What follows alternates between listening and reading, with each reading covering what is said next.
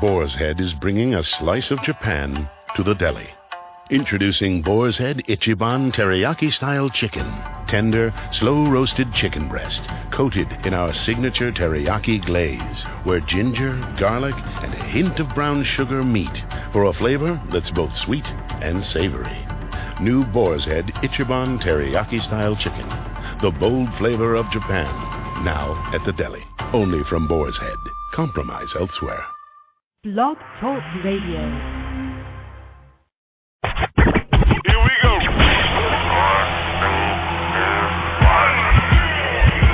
Blast off.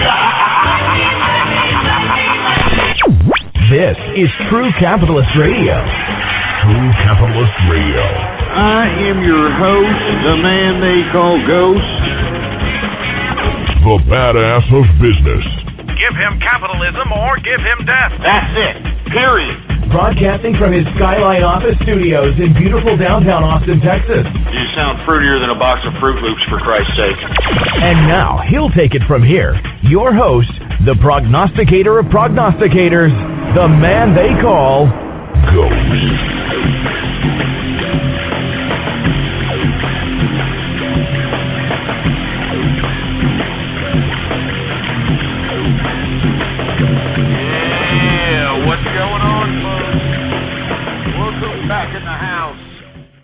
Thank you for tuning in with me, folks, and this is another edition of True Capitalist Radio. And, of course, I am your host, the man they call Ghost. And once again, folks, I want to thank everybody for tuning in with me. This is episode number 51 for all the people that are keeping track with the True Capitalist program. Let me tell you, it was a great day on the markets, folks, for everybody who was playing stocks today. Whether you were day trading or just a long-term investor, it seems to me that this market amidst all kinds of economic data that seems to be looking towards a downtrend. It seems to be that this market is unstoppable. It seems to me that there are so many bulls that have captivated this market that it just seems to be going up and up and up and up. But we're going to talk about why this is happening. We're going to talk about a whole bunch of different other subject matters, folks. But first, if you could please retweet the broadcast, folks. Spread it around like wildfire and retweet the broadcast. blogtalkradio.com/ghost is the link to send them. blogtalkradio.com/ghost. Spread that link around like wildfire. But anyway, we're going to go ahead and get right back into the markets, folks. It has been a great day, a great week for that matter. I'm speculating that it should close out fairly well tomorrow since all the bulls that have captivated this market.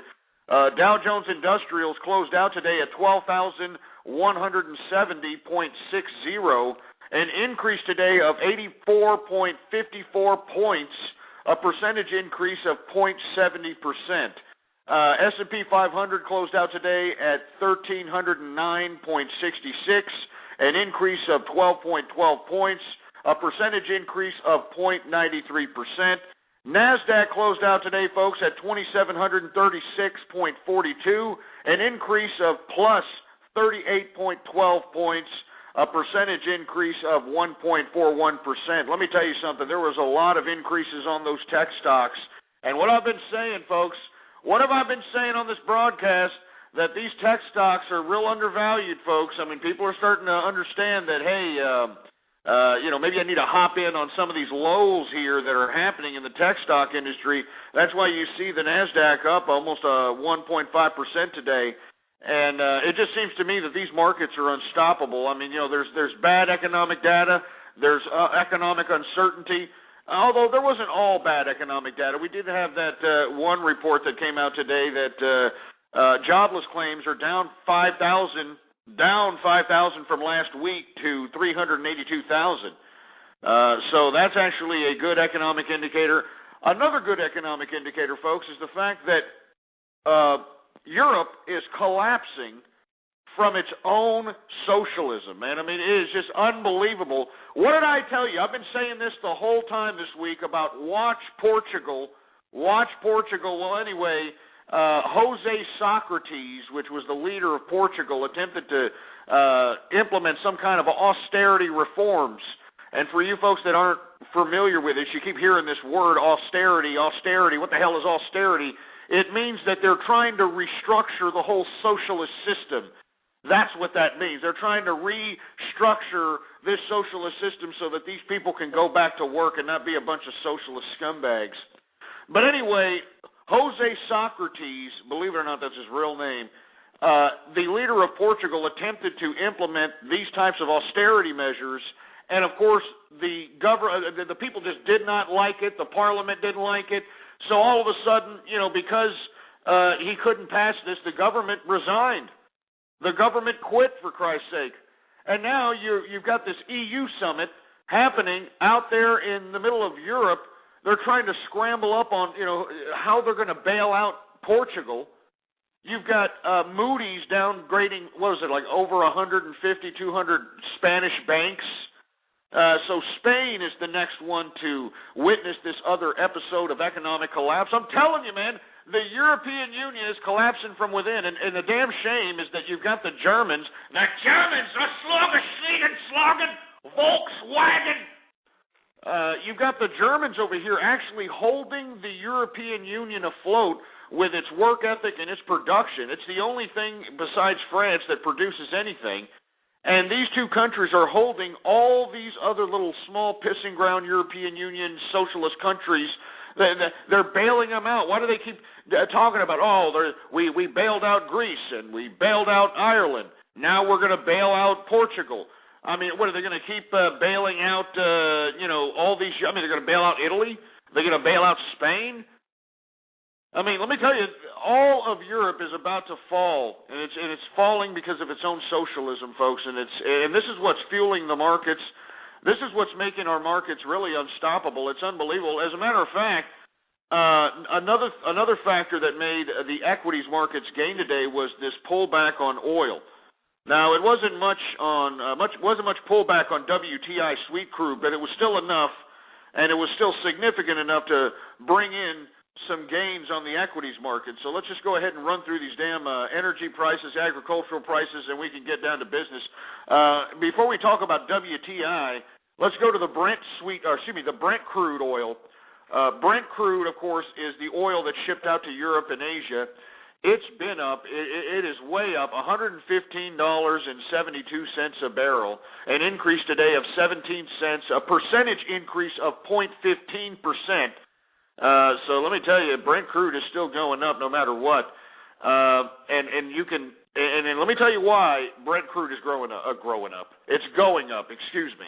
The reason is because Japan, because of this nuclear fallout incident with this nuclear reactor, they are pretty hesitant about continuing on any kind of nuclear power plant or any kind of power system that is going to be nuclear. And they're actually focusing more on, what is the alternative, and that's burning fossil fuels. And fossil fuels, whenever you hear that word, folks, that means oil.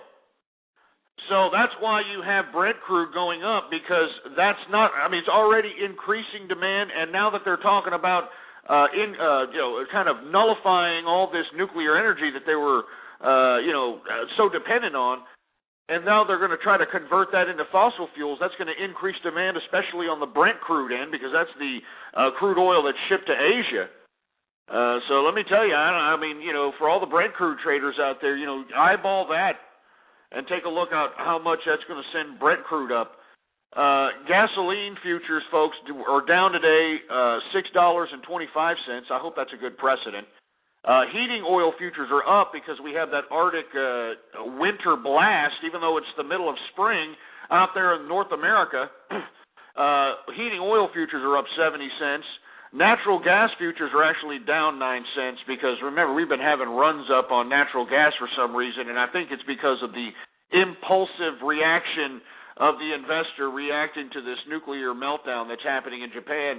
WTI sweet crude, which is the crude oil America buys, which refines it into gasoline, it went down today, but it's still $105.36 a barrel. I mean, it's still $105.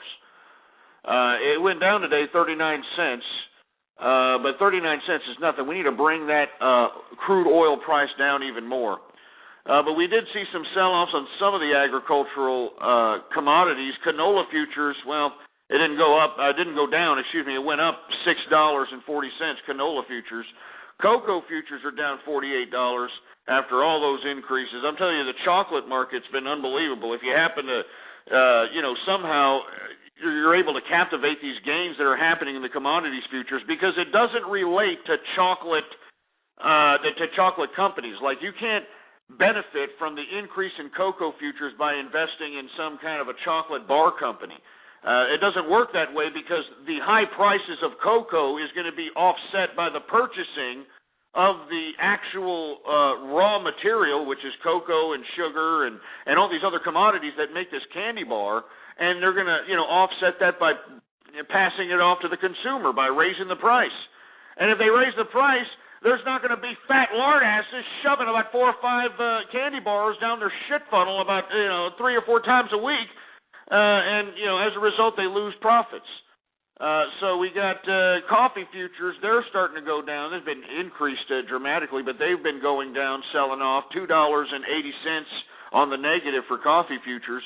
Corn futures, folks, what I've been saying, I know that we've seen steep sell-offs on corn, but it's back up. It's back up, and the reason I'm saying a lot of these agricultural food-based products are going to be up is because, well, not only do we have the unfortunate natural disaster that hit Japan via an earthquake and a tsunami, but now you have radioactive activity and radioactive levels coming from their drinking water in Japan. They've got radioactive levels coming in from their food crops and their milk. It's just turning into a complete and utter disaster. There are shortages of bottled water and food out there in Japan, and this is what I was speculating, folks. This is exactly what I was talking about. You were going to see a run-up on a lot of this damn food prices, and we're seeing corn go right back up again. I wouldn't be surprised to see corn at the goddamn shopping center that I usually go to, $1 an ear of corn again, which pisses me off. It pisses me off, for Christ's sake. But anyway, corn is up $21.50 today, man. That's an increase of 3.16%.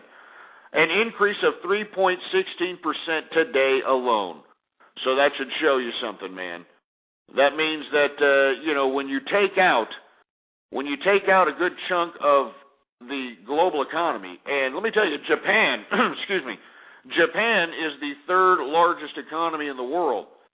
And this whole trifecta of devastation has completely taken out the 3rd largest economy in Japan. I mean, 3rd largest economy in the world. It's really unfortunate. But, of course, we're going to have to feed these people. People are going to have to be fed. This is why you have a run-up on food, man. You have a run-up on a lot of these commodities here. Anyway, check it out. We got cotton up in here going up also, $6.95. That increased today alone 3.44%. Almost 3.5% increase on cotton futures, man. That means anybody who's paying for threads out here, you're going to pay a lot more. And it seems like that's just going to be the way of the land now, for Christ's sake. I mean, give me a break. We got wheat futures up $25.25. That's an increase of an increase of 3.54%. I mean, you notice that you're hearing a lot of 3.5% increases on these agricultural stocks. What have I been saying? What have I been saying? Huh? Jesus Christ, you should go back to the archive, blogtalkradio.com/ghost, and just listen to what I've been talking about, that we were going to have increases on these commodities because, hey, Japan got wiped out. They're going to have to buy this stuff from somebody, and who are they going to buy it from? They're going to buy it from America, because America is one of the leading agricultural-based producers on the face of the planet, believe it or not. You know what I'm saying? So anyway, let me continue on, shall we? We've got where are we? Okay, sugar futures. Excuse me, folks. I didn't mean to get stumbled, for Christ's sake.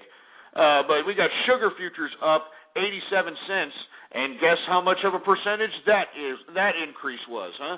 3.27% on sugar today alone. You know what I'm saying? Soybean futures are up $3.25. Lumber futures are starting to climb back up after those steep declines from those negative real estate numbers that we had. Yesterday we had a all-time low for new home sales for the month of February. And let me tell you, and not to mention that we've had other bad real estate economic data that has been coming out, and this is what's been hurting the lumber futures. But they're up today. They're buying back $3.30, an increase of 1.06%. Oat futures are up $9. So like I said, folks, agriculture. Soybean oil futures are up 64 cents. And wool is finally starting to see some sell-offs, man. I've been seeing so many increases there. It's sick. They're down $12. Now, the industrial metals, man, they were up this morning. But for some reason, just everybody caught the wind of the equities, aphrodisiac. I don't get it, man. I mean, I'm very apprehensive in trying to capitalize off this equities market. I advise everybody who's listening into my broadcast, try to capitalize on these gains, but be very apprehensive on what's going on here. I mean, I think that this is just reactionary. A lot of people are putting money into equities because of security. We also have to remember that the government is going to continue to spend more money. They haven't even come up with a fiscal budget yet for the government for fiscal year 2011. Remember, I think next Friday, or no, it may be the Friday after that, but in the next couple of Fridays is going to be the deadline for the second extension that Congress has put so that we can debate the goddamn budget for 2011. All we're doing is working with extensions, for Christ's sake. Can you believe this crap? I mean, this is our government, man. God damn it. But anyway, let me get to industrial metals, okay? Copper is down $1.05, but I'm still bullish on it, man. There's so much industrial need for copper, it's sick. But it's down $1.05. And the reason that you're seeing industrial metals down, it's been gaining for the past week. You've got these investors pulling out of here, putting it into the equities market, putting it in the stock market so they can capitalize on these gains. That's what you do as a capitalist. You know, when you make gains for about 3 or 4 days in one area, you pull out the money, you put it in wherever it's gaining today. That's how you capitalize, people. That's how you make money. That's how you live large, baby. That's how you get, bottles of Cristal like it's no big deal. That's how you can roll around in Mercedes-Benzes, for Christ's sake. That's how you can, buy these, porn star bimbos that Charlie Sheen always has about, 4 or 5 around his arm, for Christ's sake. That's how you do it. You got to learn how to make money, and you got to learn how to keep making money. And that's why I do this broadcast, because I want everybody to be a capitalist out there worldwide. I don't care where you are, what part of the world you're in. You need to assert your capitalist influence. You need to let everybody know that, hey, we're not going to sit here and be no socialist experiment that is crippling from within like they are out there in Europe, like they are out there in Portugal, like they are out there in Spain, like they are out there in Italy and Ireland and Greece. We're capitalists, for Christ's sake. You understand that? We're capitalists. We're not a bunch of scumbags. They're going to go up to the government and say, please give me a loaf of bread. Give me a loaf of bread. I'll suck you. Beep. I mean, I'm serious. I'm sorry if I'm getting so upset, man, but it makes me sick, man. Makes me sick. I'm sorry. Let me just run through the markets and we can get on with the show. I'm sorry, man. Anyway, gold is down $7.90 today.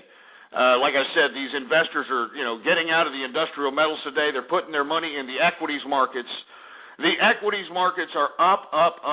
And I'm telling you, I think that this damn, it's what it looks like. I'm not falling in line. I'm not, eating the same or drinking the same Kool-Aid as the bulls. I'm still apprehensive about this market, but it seems unstoppable at face value. Gold closes out today at $1,430.10 per troy ounce. Man, I mean, just imagine if you would have had yourself a badass gold rope chain, like Little Flip. I think of assholes like Little Flip. These rappers like Birdman, especially like Birdman. You know, these guys were buying like these, badass $1 million chains and $1 million watches, and they were buying all this jewelry back in the early 2000s when gold was cheap. You know, when gold was like $800 or $700, $600. You know, and they were out there, buying all this crap. People thought they were idiots. I mean, just look at them now, for Christ's sake. You know what I mean? Oh, are you kidding me? Gold is now $1,430.10 an ounce, baby. That's money. Not to mention that silver is at a 30-year high right now. So even if you're, scraping up that silver, you know what I'm saying? Even if you're scraping up that silver, baby, it doesn't matter. You're still making capital, even though you're down today. It went down 3 cents, but still. We're at 30-year highs on silver. I'm still bullish on all those industrial metals. If you don't know anything about the stock market, if you don't know anything about capitalizing or how to stack your paper, I strongly advise everybody, I've been doing this ever since I started this show, I strongly advise people to go to some damn, pawn shop somewhere and have some cash, all right? Try to get some cash in your pocket. Don't do it with some damn debit card because pawn shops don't like to see debit cards. They like to see cash on the table, all right? Go to a pawn shop and just start buying gold. Start buying jewelry. Even if it's scrap jewelry, no matter what it is, just buy it and hold it. All right, and the reason I'm telling you to go to a pawn shop is because the pawn shop does not sell gold and silver at the face value of the market. They don't go by the market value. They just go about how much they paid for it, and they mark it up just to make a profit. They're not selling it at market value. So you can actually get some serious gold, some serious silver at the pawn shop below market value. You sit on that here for the next 2 to 3 years, and I'm telling you, folks, this gold is going to hit about 2,000. I'm speculating, in my personal opinion, it'll go up to 3,000. But at the very least, 2,000, 2,500, you liquidate that crap just for holding on to gold chains. You know what I'm saying? Just for holding on to gold and silver jewelry, you're making money. You understand what I'm saying? You got to understand how this works, man. You ain't never going to live large. You ain't never going to be sipping on champagne every day. You ain't never going to be, puffing on Opus X cigars and, sipping on Johnny Walker Blue Label. You're never going to be doing this unless you start thinking like this, baby. Anyway, let me move on, and then we're going to take some calls. Then we're going to, talk about some other things here. Livestock, folks, continues to go up, and it just continues to go up because, like I said, these products, these commodities were going to go up. I said it. You can look back in the archive. That's why this show begins with me, or with some guy saying, the prognosticator of prognosticators, all right? Because that's what I am. I'm the prognosticator of prognosticators, for Christ's sake. And if you don't believe me, look back in the archive, you milky-licking pieces of nipple-clamp-loving, hater-ass trash. You look back in the archive, and you see these prognostications that are just continue to go on and on and on like it ain't crap. Livestock, let's go to live cattle futures. They're up $1.35, an increase of 1.19% today. Live cattle feeders, live cattle feeder futures. Hate saying that stupid word. It's like when Peter pack a pick a pepper. It seems like some crap like that. Cattle feeder futures are up 97 cents, an increase of 0.72%. All right? Now, what did I say about lean hog futures, baby? What did I say starting last week? I said I am bullish on lean hog futures. And let me tell you, I mean, they've been increasing on average, what is it, like at least 1.5% a day. I mean, some days 2% increase on lean hog futures, man. What did I say? Good God, I hate tooting my own horn, but beep, beep, baby. Anyway, they're up 57 cents today. And that's the markets for your ass, baby, all right? Anyway, I want to hear from you, all right? I want to hear from you. 646-652-4869 is the number to call here. We want to hear from you. I want to talk a little bit about something else since we went through the markets. It was a great day, as you heard of my synopsis there. It was a great day on the markets. But it's not a great day in the world, to say the least, folks. It's the world's going to hell in a handbasket, for Christ's sake. And as a matter of fact, I've got a beer here. I've already cracked it open. I usually crack this open here, but I've been drinking because I just can't sit here and watch the world go to hell up in here without me at least knocking back a few, so that I can at least be able to palate the madness that's going on out here. And what I want to begin with is the Japanese. They are now in shortages of bottled water and food now. They are in shortages of bottled water and food because of the radioactive fallout that has been detected in their water, that has been detected in their crops, that has been detected in all these areas of consumption. And it's of grave concern to the entire population. There's a lot of rationing out of a lot of different things. I mean, this is just horrible. Horrible. This is the third largest economy in the world, and it's just down to its knees. It's just unbelievable. The trifecta disaster, man. I mean, an earthquake, tsunami, and then this nuclear disaster, But like I've said, folks, I mean, it is affecting us here in America. Folks, that we are starting to see radioactive readouts or detection of radioactive levels, not only in California but in Colorado, and they're detecting it in the Midwest, that sort of thing. So this is not some kind of a joke here. I mean, as much as I am concerned about the Japanese and their situation, I'm a little concerned about America being exposed to radioactive material or radioactive debris that's floating in from the Pacific. You know what I'm saying? Not to mention, folks, that these earthquakes aren't stopping. Yesterday, Japan had 3 earthquakes on average of 6.5 on the Richter scale, 3 different earthquakes. Today, we had 2 different earthquakes, or it could have been the same earthquake. I'm not too sure. They're around the same geopolitical area. But in Myanmar, it's such a small country, folks. I don't know. Myanmar, whatever that country is. I'm sorry, I'm not making light of it. Myanmar, yeah. And Thailand got hit up with a earthquake equaling about 7.0, if I'm not mistaken. And it's just what the hell's going on here? You know what I mean? Well, what the hell's going on here with all this nonsense? Going on with Mother Nature here. We got a lot of unprecedented earthquakes. We got a lot of things happening here. So what I am planning, Myanmar. Thank you, Vince. I'm sorry. I'm usually pretty up to date about stuff like that, but Myanmar is not something that I'm. Not necessarily concerned with, but there's so much things happening. I know they have their own, civil unrest happening up there, but I try to keep up with most of the global affairs out here. Anyway, let me go ahead and let me take a swig of this stuff here. Oh, for all you folks who are wondering what I'm drinking Shiner Bock. Straight out of Shiner, Texas, baby. And if you've never heard of this beer, I strongly advise you to get some of it. It's actually a pretty strong, pretty potent beer. It's not for pussies, to say the least. You know what I'm saying? It's not for people that got peach fuzz on their nads. It's not for those ass clowns that like to drink Cosmopolitans. It's not for those ass clowns that order a shot, or you buy somebody a shot and they order a water moccasin.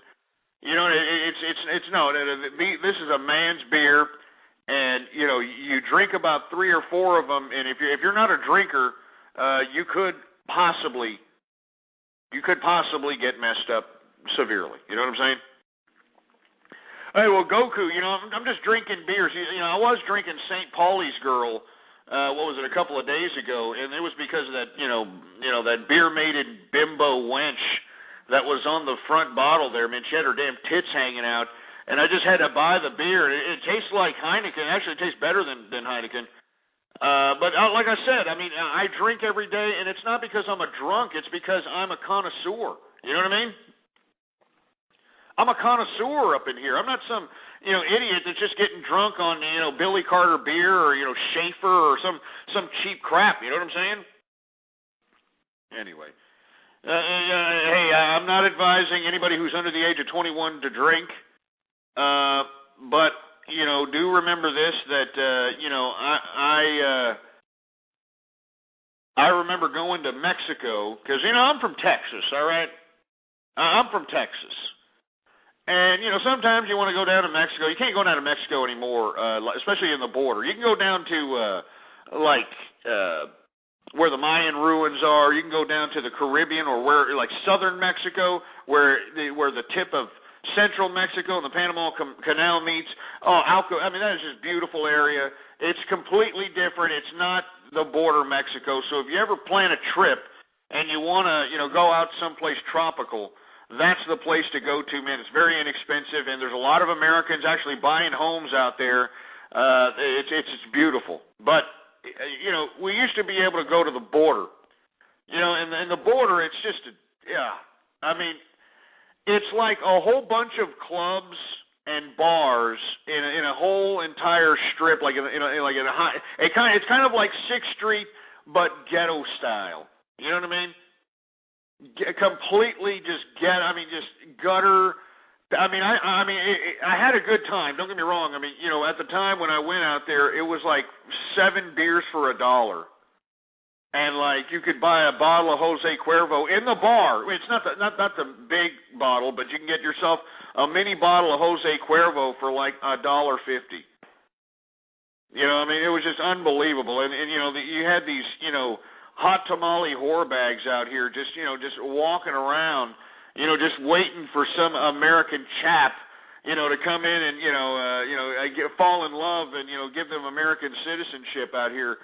Not to mention, folks, that you had a lot of disgusting peasantry out there, man. You had young kids, ages 8 to probably younger than that, trying to peddle cigarettes.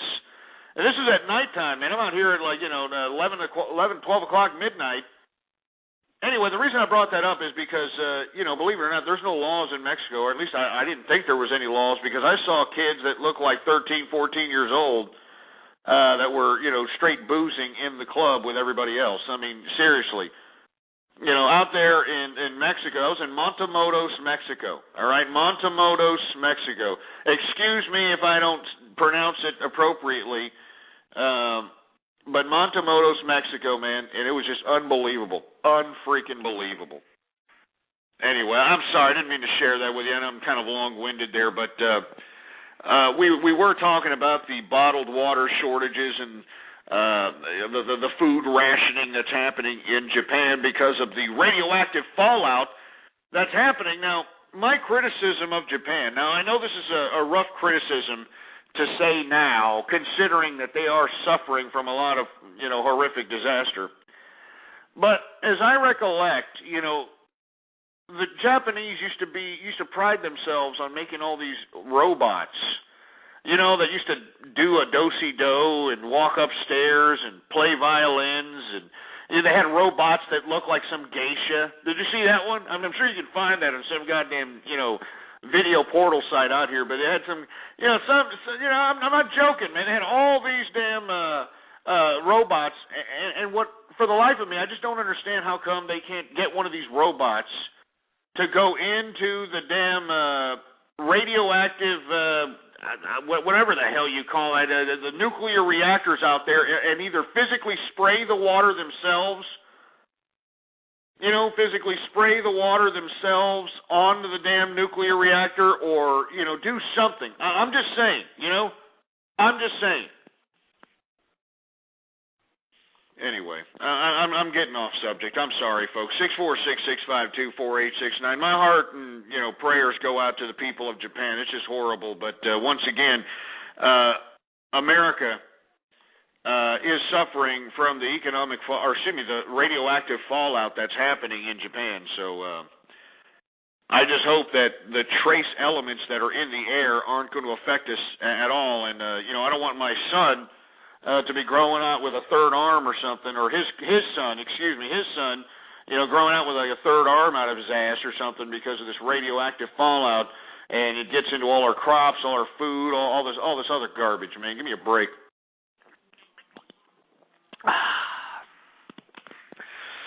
Yeah, hold on. I got to kick somebody out of my chat room, for Christ's sake. Get this idiot. Get him out of here. Get him out. Get him out. Sorry. I'm sorry. I wasn't paying attention to the chat room, folks. There was some jerk nut in here flapping his fat sausages of fingers on the keyboard, talking a bunch of malarkey to everybody. I mean, why does everybody like doing that? You know what I mean? Why in the blue hell does everybody like going in and like, yeah, I'm going to be a text chat hero, dude. Oh, yeah, that's going to build my self-esteem up. Yeah, that'll happen, yeah. And maybe one of these, like, cyber women will, look on this little text battle, and then maybe we can get into a little private message, yeah. And then after I get a little private message, maybe I can convince them to have a finger banging session with me, yeah. And then if they're not down with it, if they don't like it, I can say, hey, look, I'll deposit $20 in your Amazon.com account. Yeah. Jesus Christ. And this is how these people are. I'm not joking.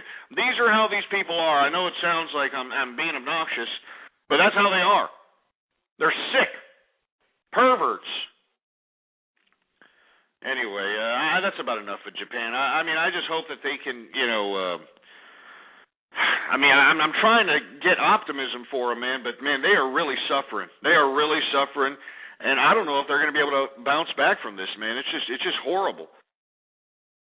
Unbelievably horrible. And it seems like these earthquakes seem to be a common occurrence now out there in that part of the world in general. Unbelievable. Anyway, 646-652-4869. Let's take some calls here, shall we? 727, you're on the air. Hey, Ghost. Hey, what's going on, man? Hey, I got a question for you. You do a lot of trading in futures, right? Yeah, well, I mean, I wouldn't say a lot of trading, but I try to take advantage of these hills and valleys, so to speak, in that particular market. But yeah. So when you buy a futures contract, in theory, if you held that thing forever, you would actually be able to receive the corn or the. Oh yeah! Absolutely. Right. As a matter of fact, that's the big risk of the whole futures investment opportunity is the fact that what you're doing is you're actually purchasing the contract from the producer. I mean, that's how these producers, these farmers make money. They make money by, saying, all right, I've got this many cattle, let me put it on the market in a contract, and, you've got these people out here buying these contracts. And, of course, there's a uniform, amount and, all that other stuff. Yeah. But when an investor buys the contract, they're actually holding on to it in hopes of speculating that you have these big-time increases like you have here in the markets today. 3% increases on corn today, 3% increases, 3.5% increases on cotton. I've been saying, being bullish on hog futures, they've been up at least 12% since I said that. So, if you were to buy a contract of hog futures, and let's say the contract was up in like 3 weeks, 2 weeks, I mean, you would have made some serious money because you would have been able to sell it off at whatever the going rate is because everybody needs these commodities, and that's how you take advantage in investing in that particular financial instrument is just basically holding on to the contract, and you could lose money. Remember, when it gets down to the point of delivery, and that contract hasn't moved or you've lost money and you're holding on to it in hopes of trying to get it back and time runs out, you actually have to make arrangements to deliver whatever it is, the corn, the livestock, the hogs, the cotton, the soybeans, whatever it is. You actually have to make arrangements to go out and have that delivered somewhere. It's unbelievable. Well, let me ask you this. If so that contract is specifically tied to a farm or a farming company, or is it who is it Certainly. tied to? It is. Well, it's tied to a given group of producers that go and register themselves in whatever market or whatever mercantile exchange that they're trading from. All right. So do you know who those people are when you buy your futures contract? Absolutely not. You do. You don't. So what if those people are? What if those farmers or producers are located in California, let's say, and you've got future contracts with California growers or whatever, and all of a sudden one day they find out they've got radiation, raining down in let's say it's small amounts, but it's enough amounts where it makes the news, and they come out and they say, oh, it's not really harmful, but just the fact that it makes the news, and nobody in the rest of the country wants to buy anything, strawberries or whatever, coming out of California anymore. Well, that's a good question, because there is a mercantile exchange in these areas of the country. The main one is the Chicago Mercantile Exchange. There's a New York Mercantile Exchange. There's one down here in Texas, so on and so forth. So if you invested through that exchange, then you run the risk of losing all your money. Whatever the exchange is out of that area. Right, which because you have to place the order through a certain exchange. You know what I mean? You have to whoever your broker is. Go ahead. Which would be ironic, because what you're investing in, let's say you're investing that the price of something's going to go up. Well, in essence, if something happened to California crops or agriculture, prices of things would go up because there'd be a shortage. The rest of the country that produces it, their prices would go up to fill the demand. But if you were tied to the producers in California, even though what you bought overall has gone up in price, your contract's worthless because you only own the right to buy from the contaminated state. Absolutely, and let me tell you, that's why I don't even talk about futures really.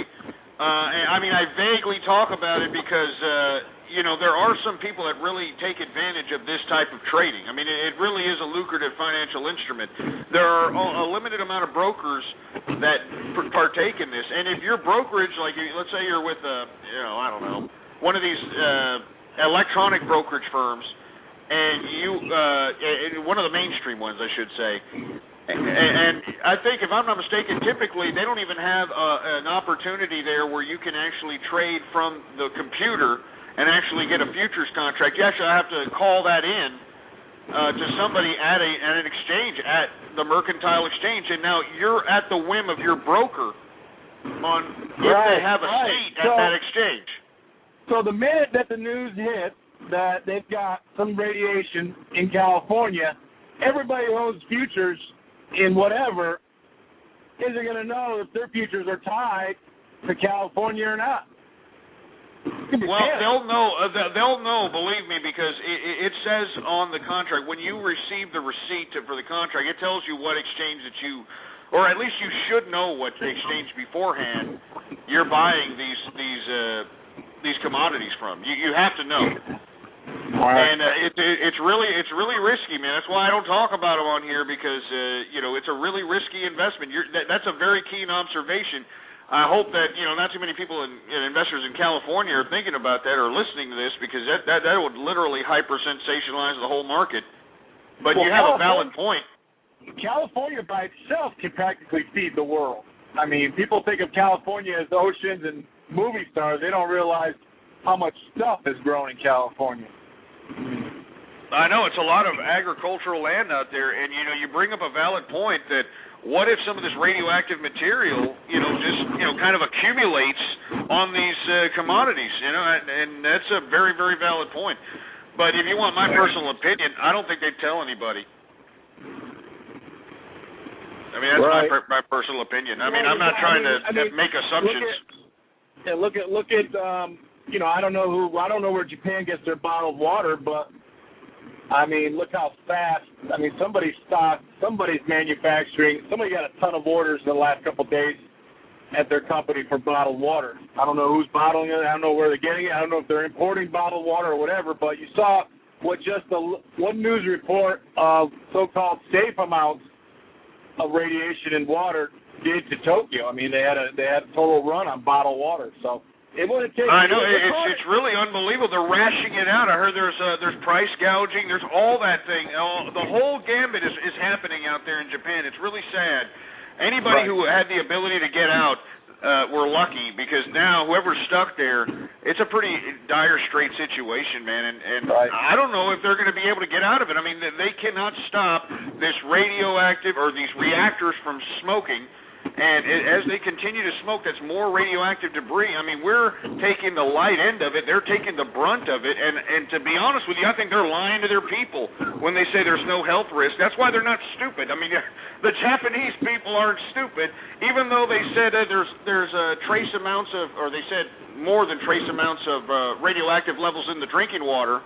That's why they didn't take any chances when they said, just don't let the children drink, but you can go ahead and drink if you're an adult. That's why you got this run on bottled water, man. You got the run on perishable goods now. Right. I mean, it's horrible, and this is why you're seeing these increases on commodities right now, man. And who in the world would take a drink of a tall glass of cold water that you couldn't even hand to your 8-year-old? It's not safe for your kid standing a foot away from you, but who in the world would drink it? How does that make any sense? It's okay for you to drink, but your child can't drink it. I mean, nobody's going to drink it if you say that.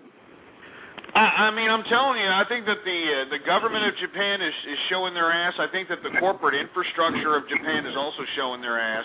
I mean, I think it's sad, and not only that, since you gave everybody that tip on Sprint, I'm going to give you and everybody else a little bit of a tip. We are going to have a supply line shortage. We're already seeing it in the automobile industry, and I think that that's going to affect us for a good part, at least for the next year and a half. And if you slow down production you got a lot of emerging markets out here. I mean, look at China. I mean, they're starting to buy cars like they're going out of style. You got American people who are still the best the best consumers out here when it comes to cars. That's why you have so many car companies coming here. There's going to be a car scarcity. So in my personal opinion, I think personally what's going to, this is my personal opinion, but I believe that, e-commerce as it relates to cars, it might see a spike because of the scarcity in new car sales, because there's not going to be that many new cars on the market in the next year, I would think, because you got Toyota suspending production, not only in Japan, but suspending production in its American factories. You've got, who else? There's a Honda, the Mazda. All these people are suspending production. GM has suspended production on its Louisiana factory because of the supply line shortage, not because they have anything invested, but there are suppliers of parts that, produce their parts in Japan. So I'm anticipating a big shortage in cars, and believe me, people are going to need cars. They're going to want to get them, and the first place they're going to go is the internet, because who the hell likes to go to a used car lot or to a car lot anymore? What you'd rather do is just see something, look at the mileage, check it out, and go take a test drive for yourself. If it's all right, you make the transaction, and that's all there is to it. And another piece go ahead. I was just going to say another piece of that puzzle that you're talking about there is Honda owns like 70-80% of the generator business in this country. I mean, anybody that's in construction or anything, you can't beat a Honda generator on the work site. I have no idea where those are made, but I guarantee you they go back to Japan. Either the whole thing or the components or something goes back to Japan on those Honda generators. Unbelievable, man. I'm telling you, it's getting scary out here, man. It's getting scary. Are you playing any options? I am underwater on one. I'm waiting for tomorrow morning. I'm hoping we get a little bit of I'm short on something. I'm in a losing position right now. After market, the stock went down, so that helped me. And I'm just I'm looking to get out early in the morning and see what we're going to do tomorrow. But I don't know. You talk about the car companies. Don't forget that a lot of these computer companies, cell phone companies, they've all got pieces of their products that are tied back to Japan too, and it's very hard right now to know what you're investing in, whether that company has a nut or a bolt that is crucial and it comes out of Japan. So. Did you throw options on something to lose in the tech industry? Yeah, I bought Yeah, I bought Sienna today at about I can't even remember what it is, but it's about. You know why the tech sector is going up and the car industry is kind of taking a peter, is because they know the consumer will pay whatever the price is for these electronic gizmos. And when you can increase price points, especially for something like electronic gizmos, you don't have to sell as many to make the same amount of profit, if not exceed the profit from the previous year. And they are not only going to mark up the price based upon the scarcity of certain chips and certain pieces that were manufactured in Japan, but I think that, to be honest with you, this is an opportunity for certain other manufacturers that it's time for them to step up their game and them to start maybe stepping up and supplying that supply line. And it's their time to shine. So that's why I believe you're starting to see a lot of increases on tech sector stocks, man, because I believe, as well as they've been beat up as it is. I mean, there's a lot of 52-week lows out there in the tech sector. But I believe that, in the end, I mean, you look at how big Apple has gotten. Apple is said in the next 2 years to be making $200 billion.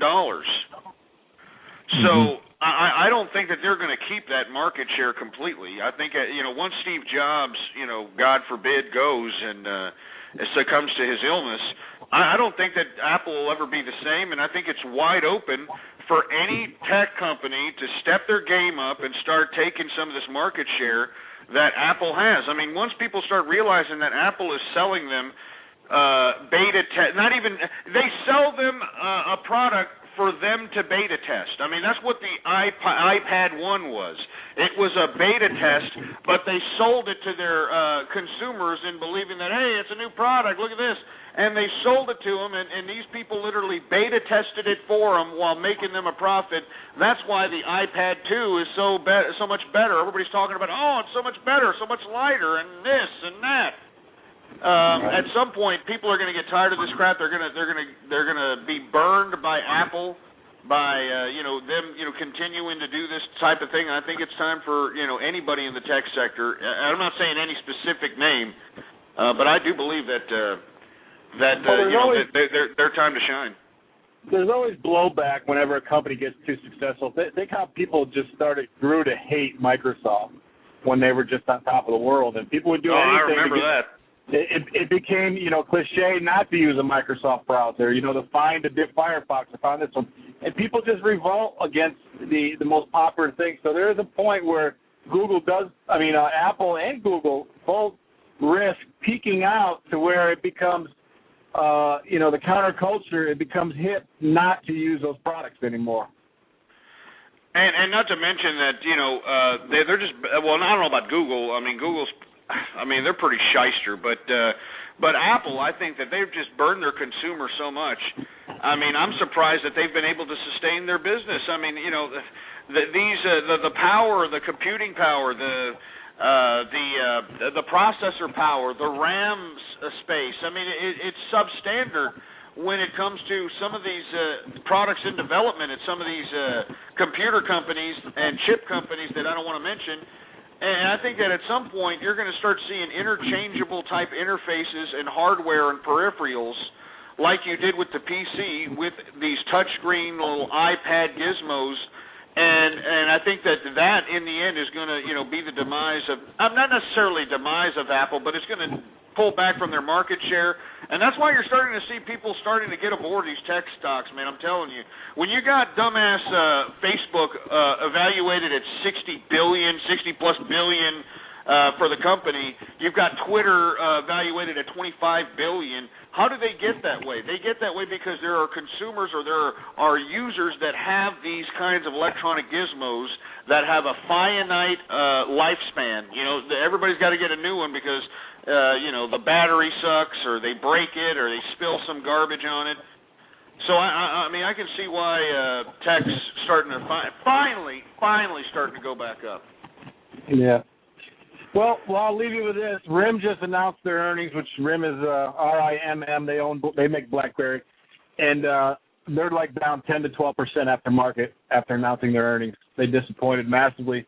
So there's an opportunity to make some money on a rebound effect there tomorrow. If they open up, all night long, rim, that's all you're going to hear. They're down. They'll open up in a tank, a lot like Sprint did, and they'll be down 10 to 15%. And if the market rallies tomorrow again in the afternoon, and you buy in the low of rim, you could make a pretty penny on a option going long on rim tomorrow. So. All right, cool, man. Hey, thanks for calling, man. We always appreciate your insight, man. I hope that you bounce back from that one option that you're falling on right now, man. I will. Thank you, man. All right. Take it easy. All right, 646-652-4869 is the number to call. That guy from area code 727 is always a great caller, somebody who provides insight. I mean, if you would have listened to his play on Sprint, Sprint was a pretty good play on his call. But I want to hear from some more people. I want to hear from you, 646-652-4869. We talked a little bit about the Japan shortage in drinking water and food because of the radioactive fallout that has been detected in their water and been detected in their crops. I want to talk a little bit about this Libya no-fly zone situation that Barack Obama signed off on and we reported this yesterday. And if you had been watching the news today, folks, it was all over the news today that the three women, Susan Powers, that National Security Council brought, or whatever the hell she is, some bureaucrat, Susan Powers, the United Nations ambassador, and Hillary Clinton were the chicken hawk masterminds behind this whole Libyan airstrike situation, which has gone completely awry, to say the least. It's gone completely berserk. You can tell that nobody knows what the hell's going on from Timbuktu. 1 minute you've got the president saying that, we're not trying to assassinate this guy, or he needs to be out, and he doesn't need to be out. You got the State Department saying this, saying that. Well, now, according to the Turkish news, this is recently came out, that NATO is finally being bequeathed this particular theater of combat. NATO.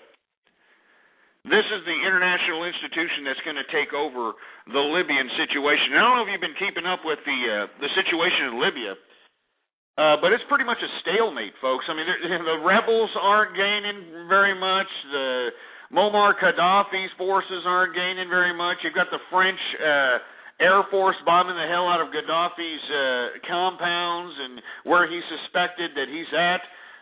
According to our officials in our bureaucratic government, Gaddafi wasn't supposed to be targeted for assassination, and yet you got the French doing what they're doing. I mean, it's a disgrace, man. It's really an utter disgrace.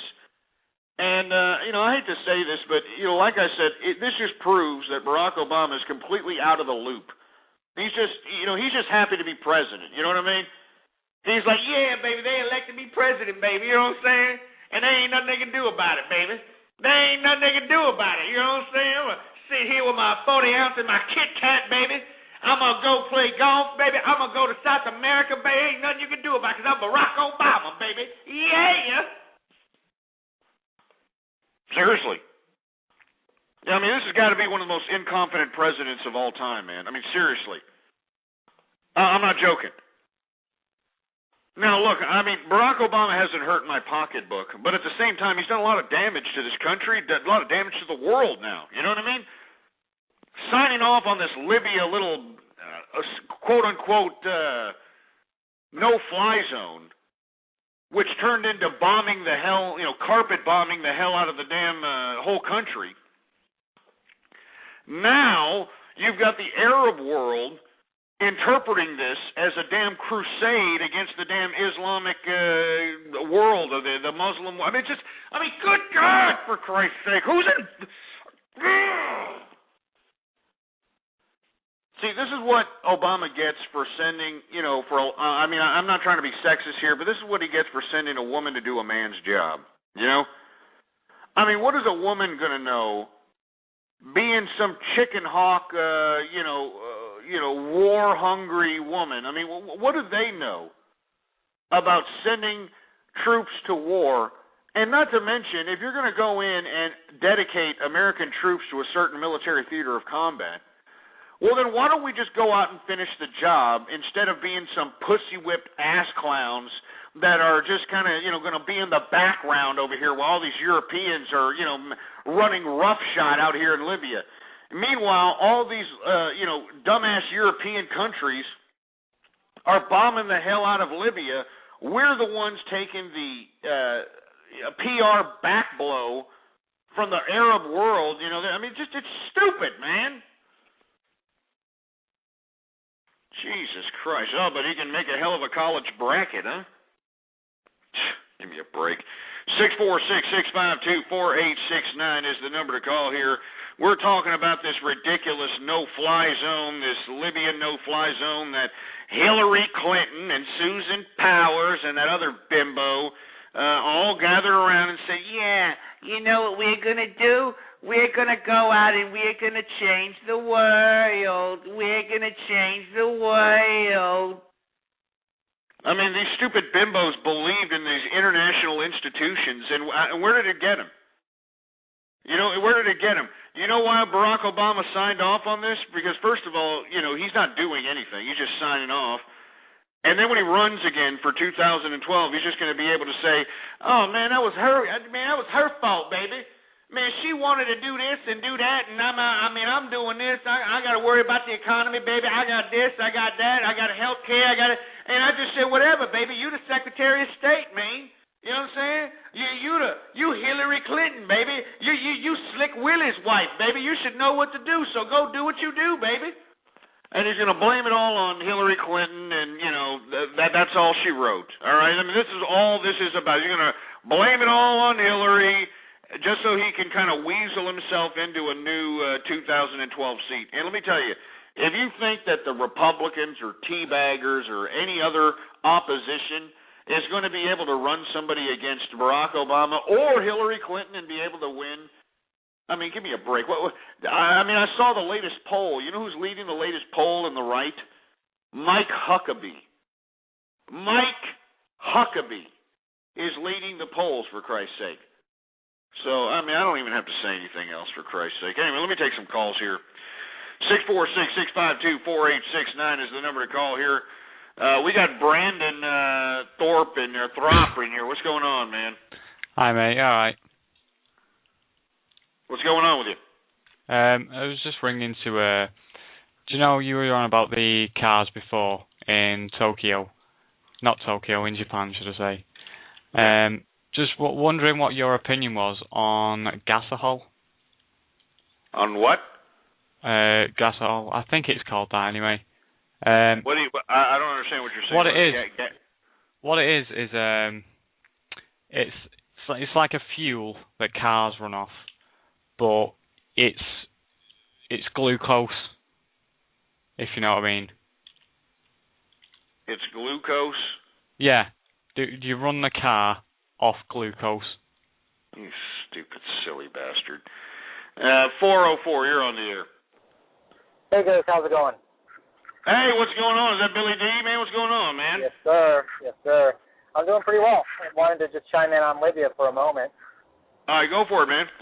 Yeah, I always find it interesting whenever you get the, what was it back when the whole Iraq war and everything started. I know they're obviously different situations, but at that time they were sitting there saying, no, we don't want to go in, we don't want to invade, no blood for oil and all this stuff. And what is it that they're doing? They're stepping in. It seems like a bit of a little bit of a contradiction here, Of course they're contradicted, man. And of course, you know what these leftists are doing? They're justifying it, for Christ's sake. It's humanitarian. It's a humanitarian. I mean, look, let's put it this way, all right? What are they saying? I'm glad you brought this up. What are these leftist surrogates saying on the news channels when, a lot of these news anchors say, hey, well, there's a lot of other humanitarian situations that we can go in and intervene in if it's humanitarian. The surrogates are saying, oh, well, there is an economic interest in Libya. And, and the same rhetoric that George W. Bush, got chastised on for 8 years. I remember in New York City they had, millions of people literally in the streets, with George Bush on in effigy on a damn tree hanging. They had all, and here you've got this particular president, and not just this president, because I don't think it's just him. This guy's just doing whatever he does. I honestly believe he's just a complete and utter ghetto-fied person. I hate to throw that word in there, but I think he's happy to be in there. He's been the first black president. He doesn't want to think really. He wants to just like Jimmy live Carter. life. Yeah, exactly. That's why you always see him at games. He's at the Washington Nationals game. He's at the Chicago Bulls game. He's out here playing golf. He's out here going to South America, taking trips, and going to Martha's Vineyard, and doing all the perks. You know what I mean? Taking advantage of the perks without actually doing the work. And because government is a bureaucracy, it's easy to pawn off on somebody else, and that's exactly what he's doing. That's why he allowed these, three broads, Powers and Rice and Clinton, to basically construct this Libyan no-fly zone intertwined with the international community, and they don't even know what the hell they're doing. That's why it looks so incompetent. That's why everybody's so critical about it, because nobody knows what the hell they're doing, for Christ's sake. And then you got Obama just, being told what to say. He's like, here, just read this, sir, and, it should justify everything. Just don't take questions. Yeah. It's silly. The people in all those protesters in New York, what they remind me? They remind me a lot of the people that call on your show and, just try to give you a hard time or whatever, or, call you. Oh, absolutely, man. Are you kidding me? Alex Jones or whatever Absolutely. They do, yeah. It's that I mean, as a matter of fact, I think everybody everybody should watch. I mean, if you want to watch Alex Jones' movie, there was a movie where he actually documented. He basically wrote it off on his taxes, so he can go out to New York and cover I think it was the 2004 convention, right? Was it the 2004? I believe it was one of those conventions. And let me tell you something, man. What's really unfortunate is that he taped all these people that were against, and I'm not saying I was for what Bush was doing. I wasn't. I'm not saying. I mean, I have a completely different opinion. We could talk about it for hours. Oh no, I understand. But how one can sit here and completely just be silent when you've got our regime that's in power today, this liberal regime, sit here and do the exact same thing that Bush did. The only difference is that at least Bush tried to bullshit us into believing something. Here you've got, these liberals just doing whatever they're doing and telling us absolute lies. And even the media is catching them in their own contradictory statements. And, where are these liberals at? All these assholes that were crying when Obama was, elected president. All those stars that, were out here saying, yeah, we got to elect Barack Obama. And, where's Will I Am with that stupid-ass song? Yes, we can, baby. I mean, where are all these people? Where are they? Too busy sitting in the back room, counting their millions or who knows what they're doing. It's silly, man. It's stupid. It really is stupid. Yeah. Hey, I got one other thing. I found an interesting article. I think it was on Market Watch. Cool. Where it was talking about basically after some of these big tragedies, the one in Japan where, there's obviously a lot of sell-off and a catastrophe there with the earthquake and the nuclear problems. But then it kind of linked back to one of the last, major disasters like that, which I guess would... They said like September 11th, for instance, where there was a massive sell-off in the market from September 11th or whatever. But anyways, they talked about how basically, like you're saying, just you got to stick with the fundamentals, and you don't sell off when everyone else is selling off in a panic. Because it said even in that, if you had stuck with your, and this is on a hold, but if you'd stuck with your positions, and let's say you were the poor bastard who bought on September 10th. Then the market tanked. If you held on, I believe they said it was either 62 days or 56 days, one of the two, you'd be pretty much right back to where your position had been. It had only taken 2 months pretty much for it to rebound back.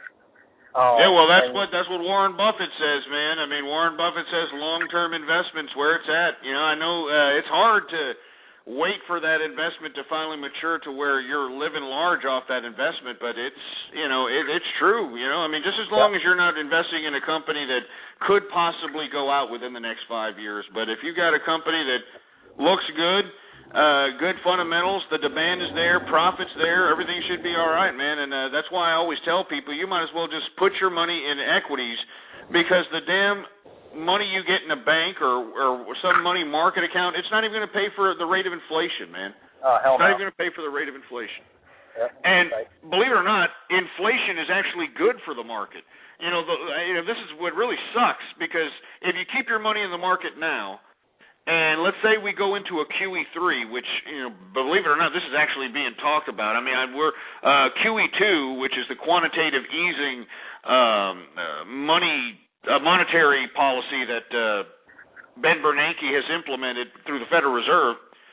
It's actually helped stocks. So if they implement a QE3, if you invest today and they implement this is going to raise the stock market higher by default, gold higher by default, everything's going to be higher by default. So that's why I'm a very avid advocate of those that are listening in.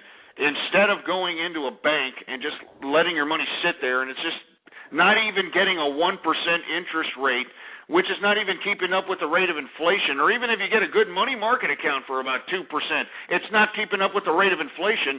Just go in to some stock you know is going to be around for a long time and just hold it, even if it's just a blue chip that only goes up like $2 or $3, $4 a year.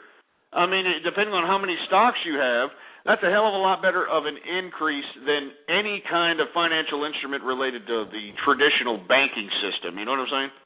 Oh, yeah, absolutely. Absolutely. But you're right, man. You just got to stay in there, man. You just got to stay in, and that's all there is to it, man. These people, you know, they get scared. You know, that's what happens. Oh, yeah. But that's why, you know, like you said, capitalists have the balls. So. Yeah, no kidding. But anyways, I'm going to continue listening. Great show, and I'm going to crack one open. All right, man. You take it easy. Thanks for calling in, Billy D, man. It's always good to hear from you. That was Billy D. Williams, folks. You know, he's an avid listener, and the person that comes in, you know, gives his insight. I want to thank him for tuning in with me. Let's take some more callers, shall we? 646-652-4869 is the number to call here. Area code 213, you're on the air. Ghost, baby, what's up, baby? What you doing? What's going on, man? I mean, yeah, Jesus.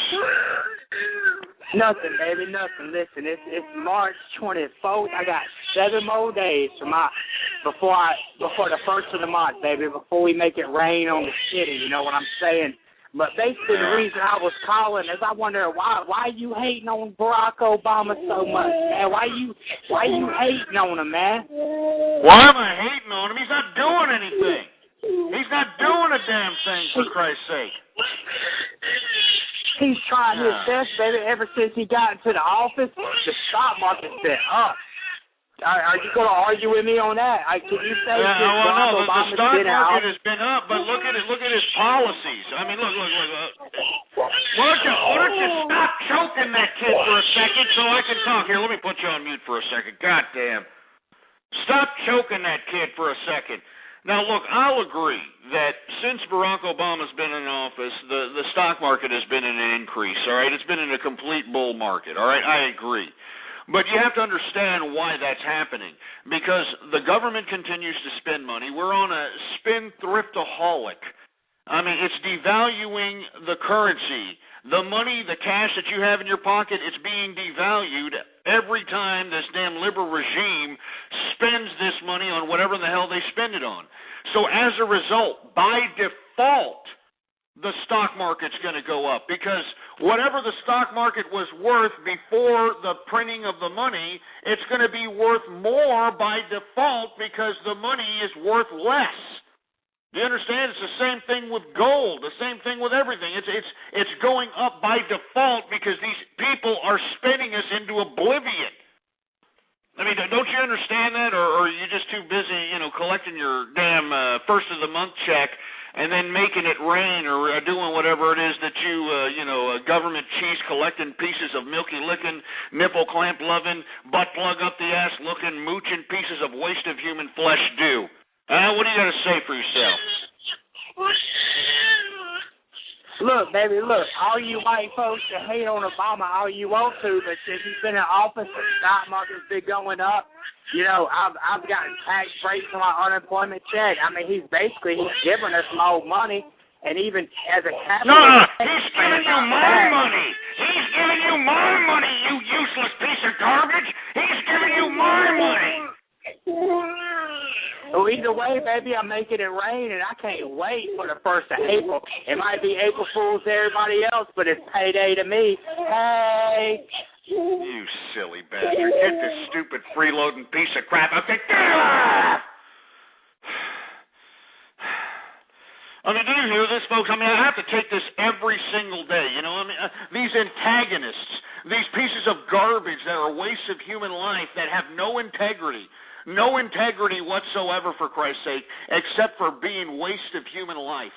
These people that have no kind of significance to our society other than taking perfectly good food and turning it into shit. That's their significance. That's all they do. These people that, I'm going to make it rain on the 1st of the month, baby. Wake up, wake up, wake up. It's the 1st of the month. Wake up, wake up, wake up. It's the 1st of the month. I mean, let me tell you something right now, you stupid waste of human piece of garbage. All right? Your days are numbered. All you idiots that are out here collecting all these government entitlements and these government cheeses and all this crap, your days are numbered. All right? Us as capitalists, we're starting to take power once again. We're starting to understand that we are the ones with the actual power in this country and in every country all across the world. We're the ones that fund this government and every government all across the world. I mean, what do you useless pieces of garbage do that just do nothing but just take and mooch and contribute nothing? Nothing.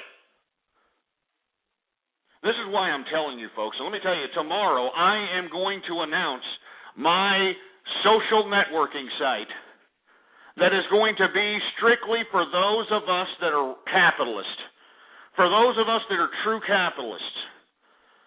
And let me tell you, this is not a joke, all right? This is not a joke. I'm calling on all capitalists worldwide. Be on the lookout tomorrow, Baller Friday. All right, tomorrow is another edition of the True Capitalist Radio broadcast, and it's Baller Friday. I am going to announce a social networking site that is strictly for the true capitalist so that we can communicate, so that we can share ideas, and we can act in concert and assert our authority worldwide and show these governments they better not keep spitting in our faces or we'll stop buying their treasury bonds. How you like that? Or we'll take our money and go somewhere else. I mean, how would these countries like that are sitting over here trying to overtaxate true capitalists, those that are trying to overregulate true capitalists, how would they like if we just took our capital, took our business influence, and took everything and got the hell out of there? They would not like it. They would not be able to fund themselves. The government would collapse like all those governments are collapsing in Europe today. The governments in Europe are collapsing under their own socialism because this should tell you all that socialism doesn't work, it never will work, and all you losers that have this utopian political romantic dream in your head thinking that at some point you are going to receive some kind of socialist utopia, you idiots are fooling yourselves. You're fooling yourselves, all of you.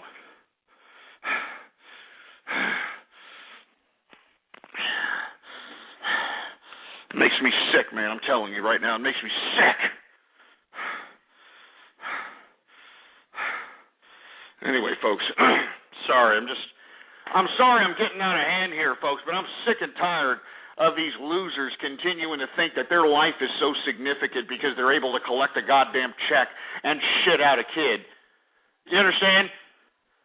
You know, I was talking to a teacher this past weekend over here, and they were saying to me that a lot of their kids are going to be left by themselves this weekend because their parents, because remember, a lot of these parents, they're either younger or they're trying to be younger. Like they're trying to be cougars and all this other crap. They were going to be left alone for spring break with money and a car while the parents went out, or the parent, singular, the parent, goes out to, wherever, Panama City, South Padre Island, and goes out and parties it up. You know what I'm saying? Oh, yeah, goes out and just parties it up. Yeah. I mean, this is America, for Christ's sake. Man, don't you understand that? This is America. This is why our youth is being deteriorated into something that's just unbelievable. And this is why I am glad that there are a lot of young people that listen to me. Don't believe the hype they're selling you on TV. Don't believe the garbage they're trying to shove down your hole in school.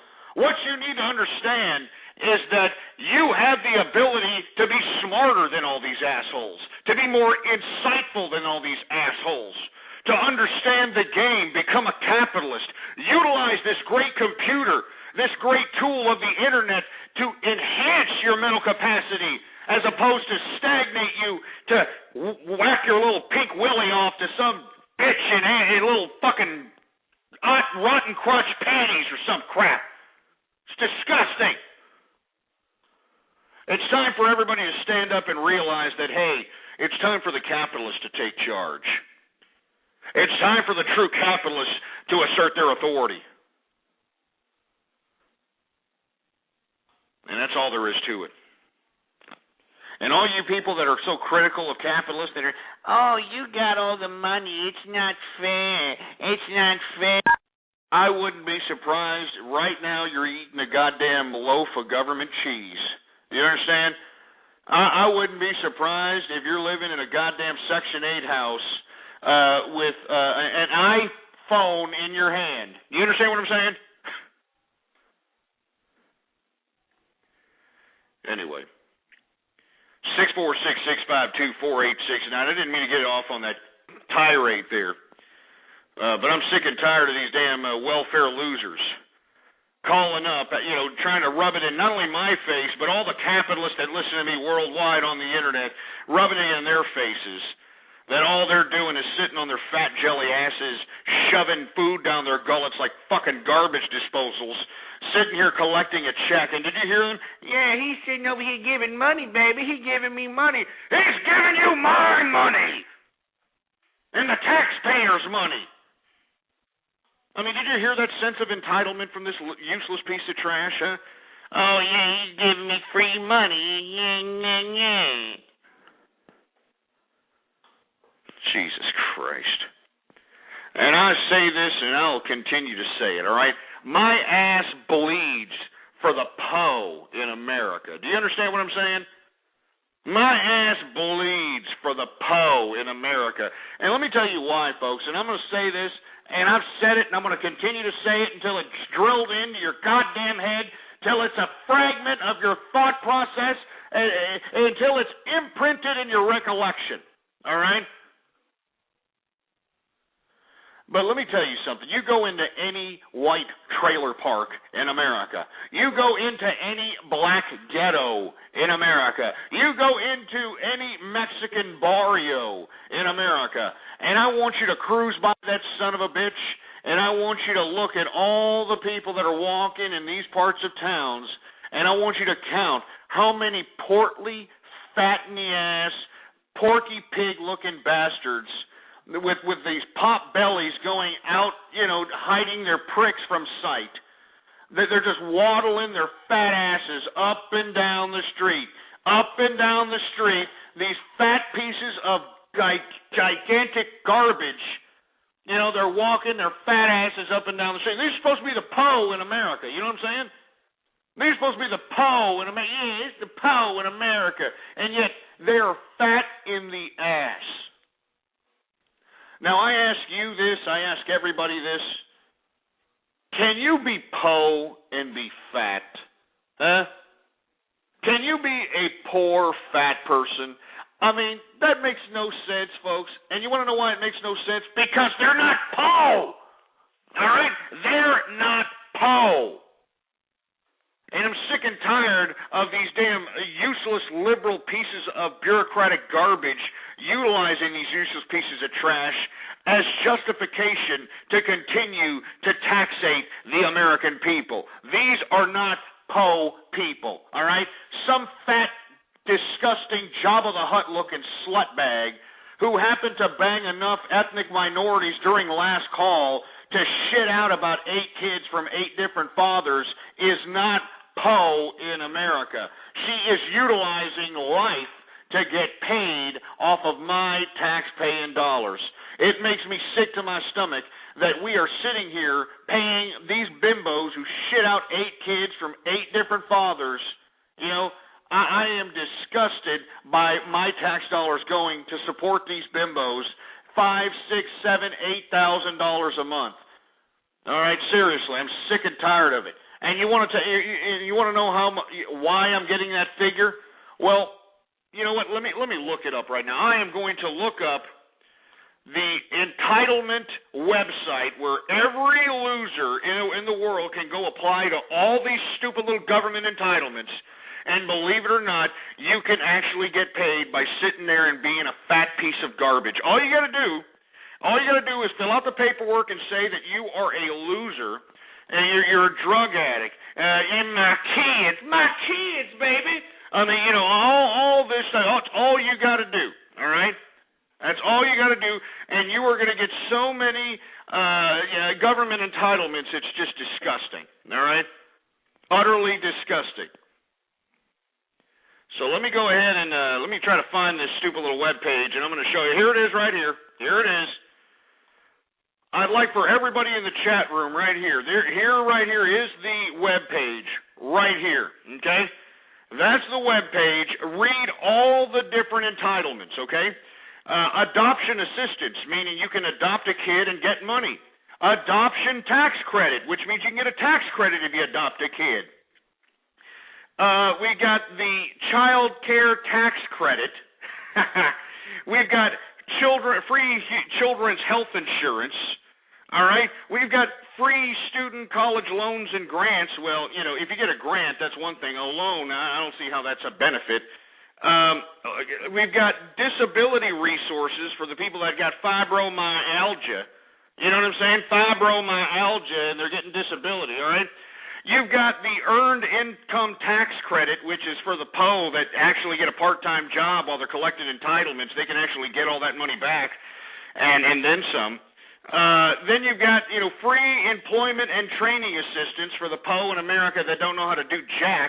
They got free employment, training assistance over here. You got food stamps and other nutritional programs, which is, unbelievable. You know what I'm talking about? What else we got going on over here? We got the Head Start program, which is, one of these, little programs where you get free after-school care, free before-school care for your kid via the taxpayer. You got Home Rental Assistance Program. Or you've got the Home Mortgage and Housing Assistance Program, where the PO in America can get themselves, housing voucher. They can get themselves, free rentals. That sort of thing. They don't have to stay in the projects no mo. Oh yeah, They don't got to stay in the projects no mo. All right. You've got laid off and dislocated worker assistance. That's on top of unemployment. You've got, what else we got here? We got Medicaid, Medicare for all these people that are buying all these hover rounds, these damn hover rounds out here that, they're cruising their fat asses in the malls these fat, gigantic bastards that are too lazy to go out and walk and, walk off the fat ass off themselves, you know what I'm saying? All right, let's continue going, shall we? We got, what else we got? We got mortgage assistance programs. I think we already saw that. We got Native American benefits, so if you happen to be an Indian, you get yourself some free stuff there. We've got pensions and insurance benefit guarantees. That's not necessarily for the PO in America. That right there is for all the government employees. Did you hear that? Pension insurance and benefit guarantees. And that's exactly what we're fighting today in the state budgets. But that's besides the point. Let's talk a little bit more about the PO in America, all right? We've got Rural Assistance Center for Health and Human Services. This is for the PO in small communities. We've got free school lunch breakfast, all right? Now, let me tell you something. I think I've told you this story before. But I remember back when the swine flu epidemic first hit the United States. As a matter of fact, it hit a place down south of Austin, Texas. It hit Cibolo, Texas. One of the first cases of swine flu to hit. They actually closed the whole district of Cibolo down. And they actually, I mean, these stupid scumbag parents actually had the audacity to get on TV when they closed down the schools for about a week to scrub it down and make sure nobody had swine flu or whatever, avian flu, whatever the hell it was. These idiot parents actually have the audacity to get on TV and say, well, my child depends on the free breakfast and the free lunch that the school supplies. I mean, I have to take money out of my pocket now because of this swine flu. I mean, who's going to help me? I kid you not. That was a real story. And if you investigate, if you could find the footage of that, man, you would be the bomb. Seriously. I mean, I remember seeing that on a newscast. If you could find that, man, I mean, it would just throw fuel on the fire to what I'm saying here. But seriously, they're actually blaming the schools for preventing their kids from potentially getting swine flu and keeping them home from school. They're actually complaining because, I got to take money out of my pocket and feed my kid breakfast and feed my kid lunch. And moreover, on this school and lunch program, you know what I'm saying? This school and lunch program, you know that this free school breakfast and lunch program is actually a concept created by the Black Panthers? Yeah. Old Huey Newton and the Black Panther Party created the free breakfast and lunch program. Bet you didn't know that, did you? But not to mention that do these kids get a free breakfast, free lunch? They also get a free afternoon snack if they happen to stay after school. I've also heard that teachers actually feed these kids on the weekend in some poor districts. Because they just don't, they're not fed, so they open up on Saturdays, believe it or not, and actually feed these kids because their scumbag shithead parents are not out, feeding them. They're out there, blowing it on crack cocaine or whatever the hell they're doing. This is America, folks. This is it right here. Now, I mean, let's continue going, shall we? I mean, can we continue going? I mean, the Supplemental Nutrition Assistance Program, which is another, a food card, food card program, all right? The telephone assistance for low-income households. You know what that is? A free cell phone for the PO in America. Yeah, if you're a PO piece of garbage that, I'm PO in America, you can get yourself a free cell phone courtesy of the American taxpayer. Huh? Oh, yeah, isn't that great? And here's temporary assistance for needy families, welfare, which is another completely different bureaucratic organization. We've got unemployment insurance. Oh, man, we got half of America, taking advantage of that garbage. You know what I'm saying? I mean, good God. The weatherization assistance program, you know what that is? That is if you're one of these people that's like PO in America and you're in a place that's cold or hot. Oh, man, they're going to pay for your electricity bill. Oh, yeah, they're going to pay for your electricity bill, man. And Jesus Christ. But that's it right there, folks. I hope that you all looked at it. I mean, this is what I'm pissed off about. Here, I'm gonna post it again. Here it is. You look at all those entitlements, and that's coming out of all my tax-paying dollars, your tax-paying dollars. Do you understand what I'm saying? I mean, this is the disgusting PO in America. This is it right here. This is why nobody wants to go out and work. This is why nobody wants to do a damn thing. You know what I'm saying? So that's what I'm talking about right there. And, by the way, let's kick this idiot out of here. Get out of here! Some idiot calling himself the PO in America. Get your freaking stupid PO ass out of here. All right? This particular program is not for PO people. All right? Now, what is PO exactly? All right? PO is not somebody that can't afford something. All right? Because if you're working, you can afford whatever you want. All right? If you're actually making a paycheck, you should be able to afford whatever the hell it is that you want. I mean, that's the way it is. But the PO in America today are not those people that are working and can't afford whatever. The PO in America today are these assholes that are mooching off of all those government entitlements that are listed on that website right there. All right? Right there. And those are federal programs. That's not to mention the states. That's not to mention the municipalities. That's not to mention the nonprofit organizations. That's not to mention the churches. That's not to mention the child support lottery system. I mean, are you getting it, folks? Are you getting why America's, being flushed down the proverbial toilet now? Do you get it? I mean, do you understand why I'm up here pissed off now? Because it's stupid. It's pathetic. It's sick. Utterly pathetic and sick. Jesus Christ. Anyway, folks, I'm sorry. I'm getting off keister here, but seriously, I'm really pissed off, man. This really pisses me off. It should piss you off. It should piss everybody off, for Christ's sake. Anyway, 646-652-4869 is the number to call. What do you think of this crap, huh? Anyway, let me move on to the next subject matter. Portugal, I think we talked about it earlier, but Portugal, the government of Portugal has to quit because they rejected the austerity reforms. They don't want to go back to work. The Portuguese people are like, no, we don't want to go back to work no more. No work, no. So now, you got to bail out the damn Portuguese government. You got the Germans and you got the French sitting over here have to bail these idiots out. They've already bailed out the Greeks, and the Greeks are still pissed. They're still throwing Molotov cocktails and having all kinds of rage happening out there, going into riots and shit because they got to go back to work. And then you got the Irish, too. They had to bail out Ireland. And, Ireland, they're still pissing and moaning, too. They're like, I don't have my 25 Guinness a day. It's not fair. And now they're going to have to bail out the Portuguese. And once they bail out the Portuguese, I guarantee you, folks, they're going to have to bail out Spain. They're going to have to bail out Italy. It's just going to be a complete implosion of socialism. And it's such a great thing, isn't it? Oh, my God, I'm so glad. It is so beautiful to see Europe collapse from its own stupidity, man. I love it. I love it, man. Are you kidding me? And look at them now. They're all pissed off. I mean, can you believe the ungrateful pieces of garbage these Europeans are?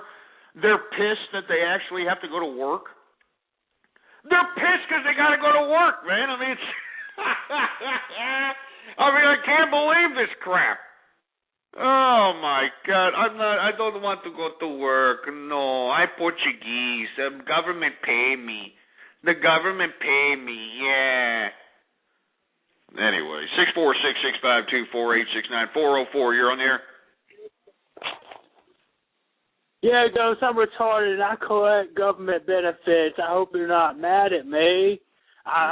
Shut up, you stupid, silly bastard. Anyway, folks, seriously, this Portuguese situation, all right? This Portuguese situation is it's just so funny to me, man. I love seeing Europe collapse. I'm sorry. You know what would be even funnier is when these idiots in the UK, the people, these limeys, finally start realizing, like, why exactly are we worshipping these stupid monarchies? I don't understand why I've got to sit here and worship some queen and worship some, prince and, his main squeeze. I don't understand this. And just exile these people where they belong. Let some other country take care of them if they're so important. I actually heard some limey this morning. I was listening to Don Imus. He had this limey blonde bimbo, and let me tell you, she deserved a slap in the back of her face if I've ever seen it. But this broad actually had the audacity, to talk with that stupid pompous-ass English accent, like, don't really agree. She tried to justify the monarchy by saying the monarchy actually brings in money to England. I mean, that was her justification for having this, parasitic family continue to, mooch the English people of taxation. She actually, sat there with a straight face and said, "Oh, they bring in money to the UK. That's what they do, and that's what they do. There's no reason to sit there and talk to the royal family that way." Yeah, yes, it is, because it's a primitive concept, you idiot. All right, it's a primitive concept. Monarchies are primitive concepts. Do you idiots understand that we had a 1,000-year reign of monarchs? And in that 1,000 years, humanity was stagnant, like a bunch of idiots. I mean, seriously, there was no type of progress for 1,000 years when these monarchs were in power. No progress whatsoever. So this is why I'm saying, any of you idiots that worship these stupid queens and kings, you're idiots. You're morons. All right? Bottom line. Jesus Christ. 646-652-4869. Enough with Portugal, and its government quitting and all the bailouts happening in the EU and all this other nonsense. We're going to talk a little bit about Syria. Syria yesterday killed about 15 anti-government protesters. Today they killed another 10, I believe. Another 5 or 10. No matter however many lives they killed them for the purpose of protesting. And now that Syria is starting to understand that this is not, the people ain't going to go away if you shoot a couple of them. They're not going away. They don't like you, Assad. All right? They don't like you, Assad. And what Assad needs to understand is just because he's a Ba'athist, all right, just because he's from the Ba'athist party, the same party from Saddam Hussein, doesn't make him any different than these other dumbass monarchs that are in the Middle East. I mean, do you understand that, Assad, you were bequeathed the country from your father, all right? You were bequeathed the country from your father. Do you think that, these people want to see some kind of nepotistic piece of garbage like you continue to lead them in a direction of nothingness? I mean, seriously, give me a break, Assad. Anyway, he's starting to realize that, hey, I might lose power. I am Syrian, and I might lose power. So finally, he's starting to say that more freedoms may be possible. Thanks, Assad. I thank you for giving me freedoms. Thank you, Assad. I appreciate it. Yeah, more freedoms, are possible. More freedoms. Yeah, that'll be possible. More freedoms. Yeah, thanks, Assad. This just makes me sick. It makes me sick to my stomach, for Christ's sake. Assad should be ashamed of himself. If you're bequeathed the country, why don't you be a good leader? You're in the position, You're in the position of leading something. Why don't you be a good leader instead of some indulgent, gluttonous asshole like most of these leaders are? You know what I'm saying? Anyway, keep your eye on Syria, folks. I think Syria is going to be the next area of unrest that's going to bring down the government. Syria. They're murdering their people in the streets. These anti-government protesters are just protesting. They're mowing them down. I'm telling you, the whole Middle East is an uproar. And don't forget about Iran either, folks. They're still uprising. They're still there. Even though the American media just doesn't want to give them any credit, they're still up there and they want capitalism. All right? Let me tell you something. The people of Iran don't want the Ayatollah there. All right? Do you understand that if we, as the American government or American people, if we were to help the Iranian resistance clandestinely, and if they were to somehow bring down this Islamic theocracy, that this would be a complete blow to Islamic extremism? Do you understand that Iran is the model that most of these Islamic extremists are trying to get to? They want an Islamic state, you idiots. And here is Iran. Iran is an Islamic state, and you've got the people that are living in that Islamic state. They don't want to live in that Islamic state anymore. They want capitalism. They want democracy, for Christ's sake.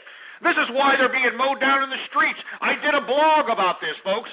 Ghostpolitics.blogspot.com is my official blog there. Ghostpolitics.blogspot.com.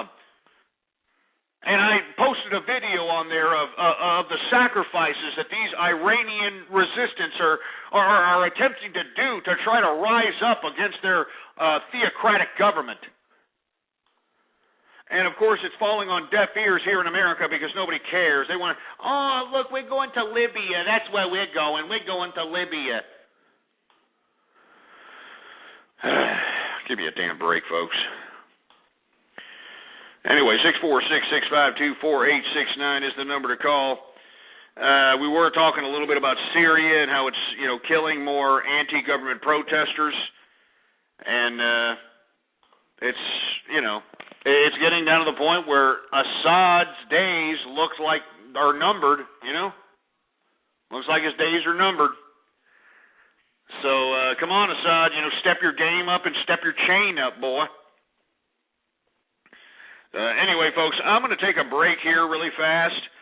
But before I take this break, folks, I got a lot of people emailing me up saying that, there's a lot of people on YouTube, posting my show, posting clips of my show, posting clips of my show with certain pictures or whatever the case might be. And they say, why don't you take them down, Ghost? I mean, some of them are making you look stupid. Some of them are, copyright infringing upon you, whatever the case might be. And I say to myself, well, I could go out and, say, hey, these people are copyright infringing upon the Ghost Man here, and, I got to go out and, protect my copyrights and all that stuff. But to be honest with you, I think about it, and I'm like, look, man, why should I have to do that? I mean, I'm Ghost, for Christ's sake. Don't you understand that? I mean, I'm worldwide up in here. I'm the host of True Capitalist Radio. I mean, don't you understand that? I'm the prognosticator of prognosticators. I'm the badass of business, for Christ's sake. And all these people that are sitting over here saying, oh, you should go out and, take those YouTube videos down and it's copyright infringement. What you people don't understand is that Ghost is the man, all right? Ghost is the man, and I got that copyright swag. You understand what I'm saying? You know what I'm talking about. I got that copyright swag going on, baby. Oh, yeah. Yeah. Copyright swag, baby. Faces all day. Look, I said I'm flashy. They try to jack me, then they try to attack me, but they just fall back from the scene. You get messy. Now, baby, I be burning so bright. See you when you reach your white light. I said fresh off the scene with a pocket full of green. Nah, I be playing. I just switched to debit. Ben Rosen on the beat. I had to give him credit. Graduated to Pro Tools. Love the cool edit. Please excuse my French like nature. Sometimes I just can't control it. Similar to Bush in the White House. Yikes. But these days I be doing alright. I keep it music over everything and call it a night. And since we only live once, I've been trying to do this right. So I keep a mic, then I proceed to spite all the haters on the scene. And I give them all a high five, give them little courtesy, and they still hate to see me shine. I be starting with no purpose, it's sounding like it's worthless. My outfit looking like I bought it from a surgeon. Stitched up jeans, sneak squeak when I walk, and they hate grow stronger as I talk. Get over it. I'm flashy, I'm fly, they try to jack me, then they try to attack me, but they just fall back from the scene. You can't match me, nah baby, I be burning too bright.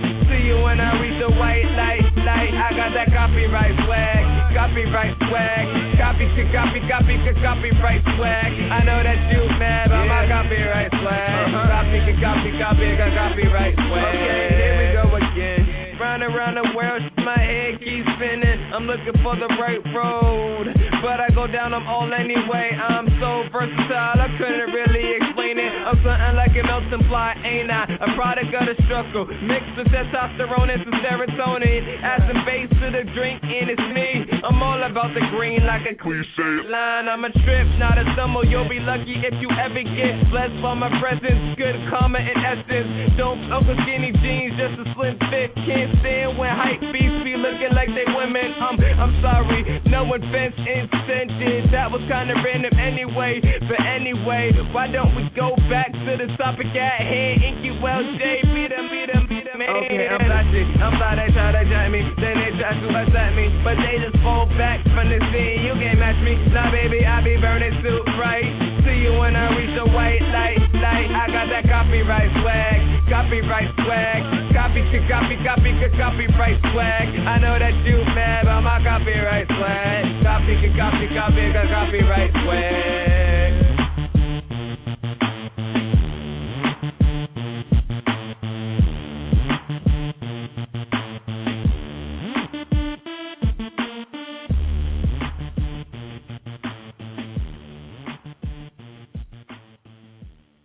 You're listening to Ghost on True Capitalist Radio. True Capitalist Radio. All right, man, I'm back up in here. Got myself another Shiner Bock beer. Cracked it open here and sipping on it. I took a shot of some scotch here. You know, and that's a good way to get a buzz going on. You know, you mix beer and shots, and you know, you don't have to drink as much. And you get a good buzz going on. I don't ever like to get intoxicated to the point where it's like, you know, I don't like doing that crap. I'm not down with that. But anyway, since we're talking about beer, Hispanics are now 50 million, according to the latest Census Bureau. The song there, for all those that wanted to know, it's Inkwell Copyright Swag. But Hispanics, believe it or not, according to the latest Census Bureau, are now 50 million in America. You know? I mean, 50 million Hispanics, you know, Mexicans walking around out here. 50 million of them. Can you believe that? Now, it depends. I mean, you know, you can't interpret all Mexicans the same Mexican. You know what I mean? Because, you know, not all of them are the same. You know what I mean? I mean, some of them, believe it or not, are actually hard workers. They actually, you know, love their families. You know, they're conservative. Believe it or not, they like to go to church. You know, they're Catholic, whatever. But unfortunately, you've got an element of Hispanics out here that, you know, they just encompass a lot of bad qualities in what you know, define as like ghetto-fied or, you know, barrio, you know, that kind of thing. You know, the kind of guys, they got their hair slicked back, they got the creases in their khakis, they got the one button on the flannel shirt, you know, on the top of the flannel, one button going on with a white shirt underneath, you know, those peeps. And you know, it's just you know, we got 50 million of those guys now. You know, I mean, now look, I'm not prejudiced against Mexicans. All right, I'm not. I mean, I actually have a bunch of Mexican friends. As a matter of fact, I actually had one of my Mexican compadres, you know, call up here you know, at this point in time so that we can discuss this particular issue. And I wanted to get his insight on what he felt about 50 million Mexicans walking around out here. So without any further ado, let me go ahead and bring him on the horn here. Hey, Paco, are you there, man? Hey, dog, what's up, Holmes? Yeah, dog, let me break it down to you like this, Holmes. There's a whole bunch of Mexicans, man. They're all over the place, Holmes. There's nothing you can do about it, eh? Let me break it down to you like this, Holmes. We're 50 million strong, dog. I mean, can you believe that, eh? Well, actually, I can't believe it, man. There's a lot of Mexicans walking around out here there, buddy. I mean, does that mean we're going to have to be eating burritos, or what the hell's the problem? Well, orale, Holmes. I mean, look at what's going on, dog. I mean, you go to Chipotle all the time. Look at all the Chipotle, and you look at Taco Bell and todo, Holmes. Let me break it down to you like this. It's going to be a Latino world now, Holmes. All you putos talking all this jale that orale, pinche mayate, orale, pinche bolillo, orale, pinche whatever, Holmes. It's all about the Latinos, Holmes. Puro pinche Latino controlando este United States, Holmes. There's nothing you can do about it, eh? Well, actually, Paco, I didn't really invite you to antagonize any kind of racial strife. I wanted your opinion on what was going on out here in this, you got the Census Bureau talking about 50 million Hispanics, 50 million Mexicans walking around out here, I just thought maybe you'd provide some insight. It sounds to me like you're rubbing it in our faces here. I mean, why you got to do that? Orale, Holmes, well, let me break it down to you like this, all you cabachos and mayates, y'all always look down on us, Holmes. Yeah, you eat our tacos, Holmes, you eat our enchiladas, you eat our food and stuff, and you look down on us, and we ain't going to take that anymore, Holmes. We ain't going to take that anymore, Holmes. We're going to rise up, dog, and there ain't nothing you can do about it, You can put us all in prison, dog. You can arrest us, Holmes, but we'll still multiply. We don't die, we multiply, Holmes. Well, yeah, I know you multiply. It's like eight kids to a Mexican woman or something. I don't know. Hey, don't talk shit, Holmes. Well, I'm not talking garbage. I'm just saying, you just said you don't die, you multiply. Well, yeah, but don't sit over here and talk holly like, hey, we're stupid or something, Holmes. We're not stupid, All right? I mean, if we were stupid, Holmes, we wouldn't have 50 million, controlando United States. Orale, this is going to be called Latinoamericana soon enough, Holmes, and there's nothing you can do about it, Holmes. I really don't appreciate this, Paco. I mean, I'm trying to be cool here. Everybody out here calls me a racist. They call me, somebody who is sexist. They call me all these names. I'm trying to show people that I'm a melting pot of friendship. I'm trying to show people that, hey, I've got, friends that happen to be Mexican. I have friends that happen to be black. And you're just not making me look very good here, man. It's not making me look very good at all. Well, Holmes, what do you want me to talk about, Holmes? I mean, we're 50 million, Holmes. Puro pinche 50 million controlando latinoamericano aquí, Holmes. What you gonna do about it, Holmes? Pinche baboso, tú no vale verga, pinche culero. Órale. Yeah, well, whatever. I mean, burrito to you too, all right? I mean, look, Paco, just calm down, all right?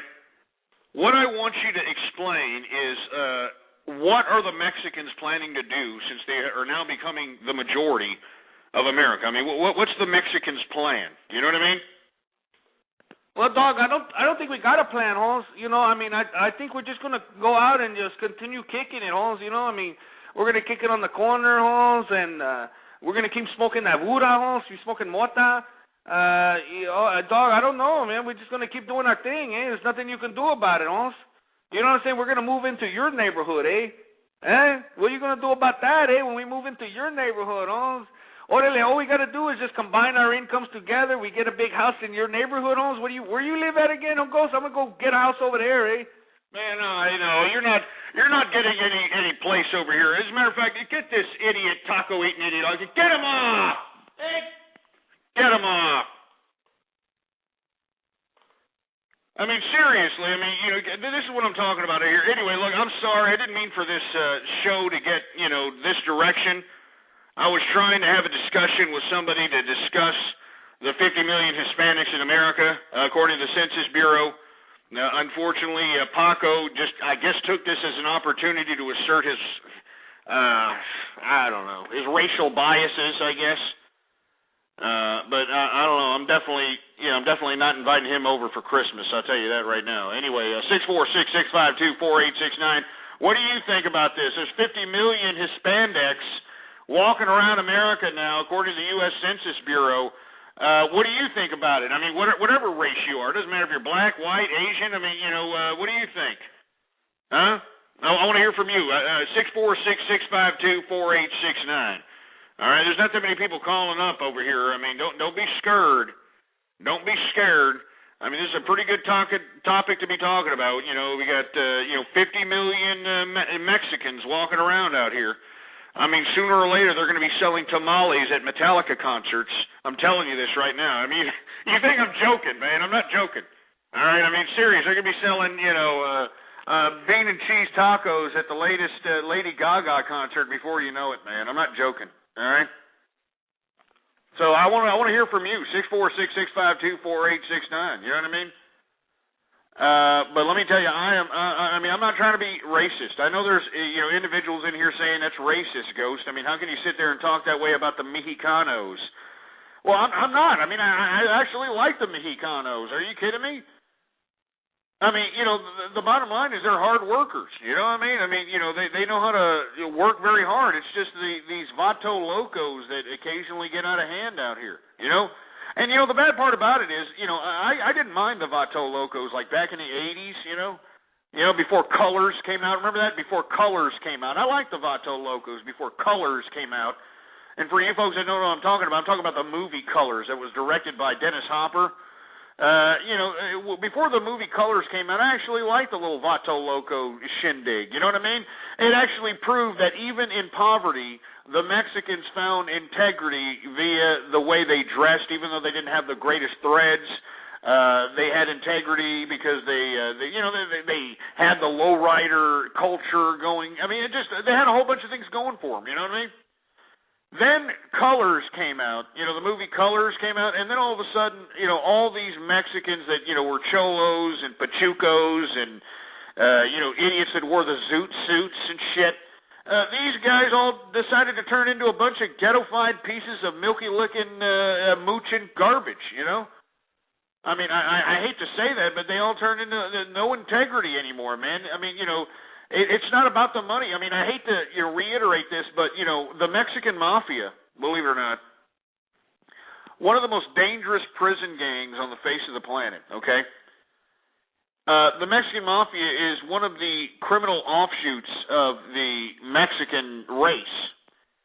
And the bad part about it is that they don't care about progression. They just care about, you know, committing havoc and murder and, you know, just... I mean, this is a horrible organization. I mean, it'd be one thing if you're about money, you know, like, hey, we're going to be the Mexican Mafia, and we're going to make lots of capital, and while we're making capital, we're going to, you know, put some aside. We're going to become like, you know, John Gotti or something. But no, that's not how the Mexican Mafia is, man. I mean, they killed each other. You know, have you seen American Me? I mean, you know, they kill each other, for Christ's sake. And they basically put down the whole integrity of of the Mexican culture, in my personal opinion. You know what I mean? And you know, I like I said, before the movie Colors came out, the Mexicans were all cool, man. They had the low riders going on. They would you know, they all go out and show off their rompras. You know, they'd show off their rucas. You know, they'd show off, you know, that's what they live for, man. It was culture, you know what I'm saying? But now, I mean, I don't know what it's about now, man. Anyway, we're in the third hour of the True Capitalist radio broadcast, and of course, I am your host, the man they call Ghost, and once again, I want to thank you very much for tuning in with me. We're talking about how there's 50 million Hispanics in America, according to the U.S. Census Bureau. And we're talking about it. I actually want to, you know, have a discussion about this. I think this is, you know, important. It's a pivotal moment in American history, and I think we should talk about it. So let's go ahead and take a caller, shall we? We got our favorite listener, Goku, on the line, man. What's going on, Goku? It's good to hear from you. Hey, nothing much, Ghost. What's up with you, man? No, I'm just kicking back here, drinking Shinerbach, you know, checking out the drama in the chat room. There's a lot of drama going on, and talking a little bit about 50 million Mexicans up in the United States, according to the United States Census Bureau. You know what I'm saying? Yeah, I know what you're saying. You know what? I don't know if you agree with me, but are you okay with this? I don't know. I am. I mean, if they want economic opportunity and they can't get it in their country, then hell, let them come over here. This is the land of opportunity, man. You can do whatever you want here. No. That's I agree with you. Believe me. I mean, this is what I keep criticizing American people about, is the fact that you've got most of the American public, you know, hooked up on entitlements and government assistance, and here you've got Mexicans from Mexico. I'm not talking about Mexicans from Mexico. I'm talking about Mexicans that were born here in America that are now, you know, these suit wearing. You know what I'm talking about, the bad element. No, the people from Mexico, I agree. As a matter of fact, I mean, to prove their economic impact in our society, if you look at any sporting event, there is at least one advertisement or two advertisements during that sporting event completely in Spanish. And this is supposed to be an English program marketed to English people. It's, you know, basketball, football. They're broadcasting Spanish-speaking advertisements. Now, what does that say to me? That says to me that not only are the Mexicans from Mexico getting paid below minimum wage, but they're able to maintain their sustenance while at the same time save money so that they can spend it. And if this wasn't true, the big wigs would not spend the millions of dollars it would take to get some marketing team together to make a commercial geared towards these people. So, yeah, I agree with you, Goku. I mean, hey, if somebody wants to come to America and they're going to work better than the native people and, the native people are just going to be, people collecting entitlements and pissing and moaning about everything, hey, I agree with you. I mean, let the Mexicans have amnesty. But what I'm concerned with is the fact that the 50 million isn't close to the number. The illegal immigrants that are in this country working are a fraction of that 50 million. The majority of that 50 million are, what you see out here. I mean, I live out here in Texas. There's a lot of Mexicans walking around out here in Texas, all right, a lot of them.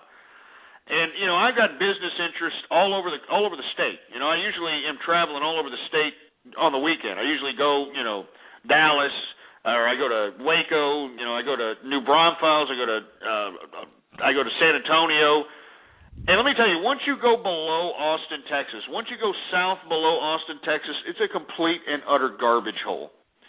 And, speaking of San Antonio, the only good thing about San Antonio is the basketball team and that little dumpy river they got going on over there, that stupid little muddy-ass river they got.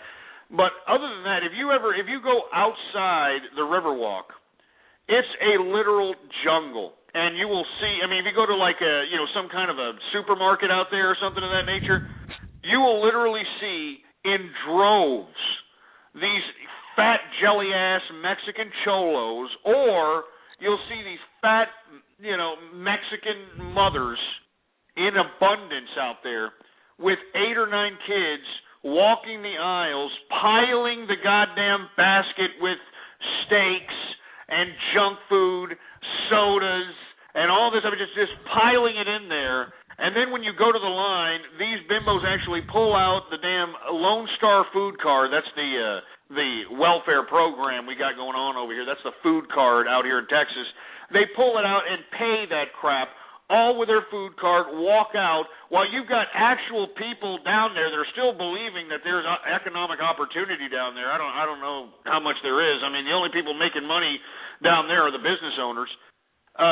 But they're actually still working, and you can see these people in line while these scumbags are, swiping their food card, getting T-bone steaks and sirloin steaks and all this other nonsense. You got people actually pulling out coupons, trying to, scrounge around just to get, the little amount of groceries that they have. And let me tell you, this is the kind of Mexican that concerns me. When you see this 50 million number, that's what concerns me. I go down to San Antonio, okay, and if you're ever down there, the Riverwalk's great. It's a complete tourist trap. Why don't you just walk outside or take a cab ride outside into the city, see the sights, and you're going to notice that the complete city, the whole city is an utter dump. It's like literally Newark, Jersey with margaritas. All right, it's a shithole. And what makes it a shithole? Well, I'm not trying to be racist here, but the majority of that town's race, the majority of that population is Mexican. And it's not illegal Mexican, because if you go even down further south into the valley, you actually have these Mexicans that are migrant workers. There's a lot of land down there in the south, a lot of picking, a lot of stuff like that. So you've actually got them actually building up the valley area, which is like McAllen, which is like Harlingen, the valley. It's like the point right before you reach the Rio Grande Valley. And you go down up there, they're actually reaping more economic influence because they're actually getting that economic activity from the illegal immigrants that are working the fields out there. And that's why you have, I think, one of the booming economic areas in Texas right now, or in America, is down there in that valley area. And it's because these Mexicans are spending their money. Now, you go to San Antonio, which is ran by, was it like 64% Mexican population, and you go take a look at what's going on out there. This is supposed to be a big metropolis, mind you. This is supposed to be 1.5 million people. It's an utter garbage hole. Seriously, Everywhere you look, I challenge you. If you think I'm lying, if people think I'm lying, go there yourself. Go to an H-E-B, go to a Walgreens, go anywhere, and you will see these people just walking around. It seems like every woman has got at least minimum 4 kids, minimum. And it doesn't matter what age they are. They could be 18 or 17, or they could be 48 or 50. All these bimbos out there have got, and you want to know why I know this, Goku? Because I own a business out there, Goku. Where do you think I got that story where, some idiot bimbo comes in with her 8 kids and, comes up and gets an item from my store? And luckily I was there. It was one of those weekends where I was just kind of sitting back, while watching my employees, conduct their business. This bimbo comes up to the damn counter and says, This says $10 right here, baby. This says $10. I only got $4. I'm gonna give you $4, and you're gonna give me this right here, okay, man? That's what we're gonna do. And I've said this time and time again. I said, hell no, it's $10. You got to pay the $10.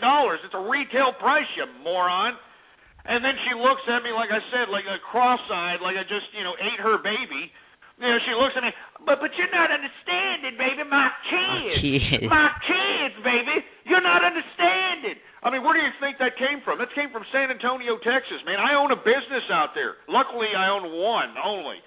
But I own a business out there. It's a disgrace. Luckily, I'm able to make enough money off that brick-mortar business that these people are still purchasing products from my brick-mortar location.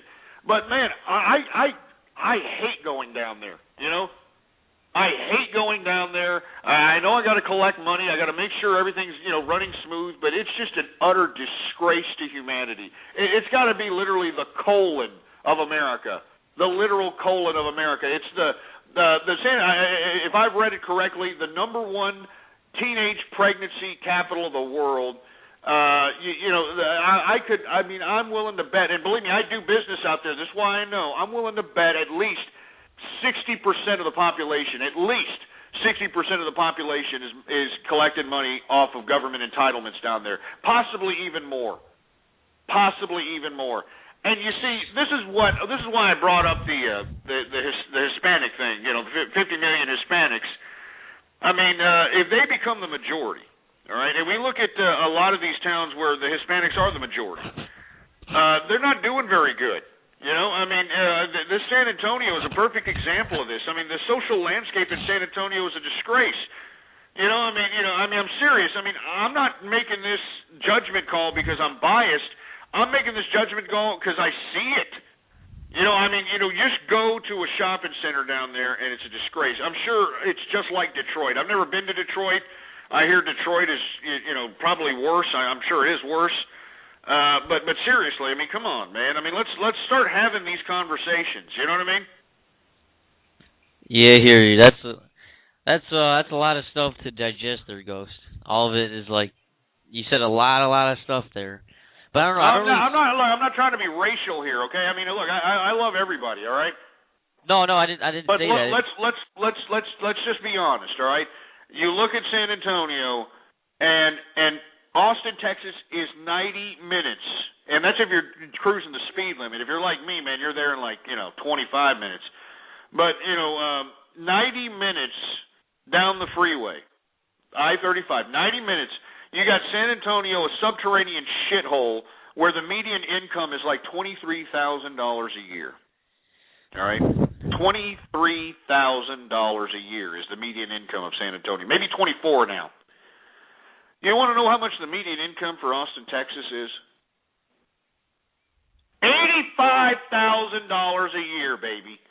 I mean, now, what's wrong with that picture, What's wrong? I mean, it's the same state.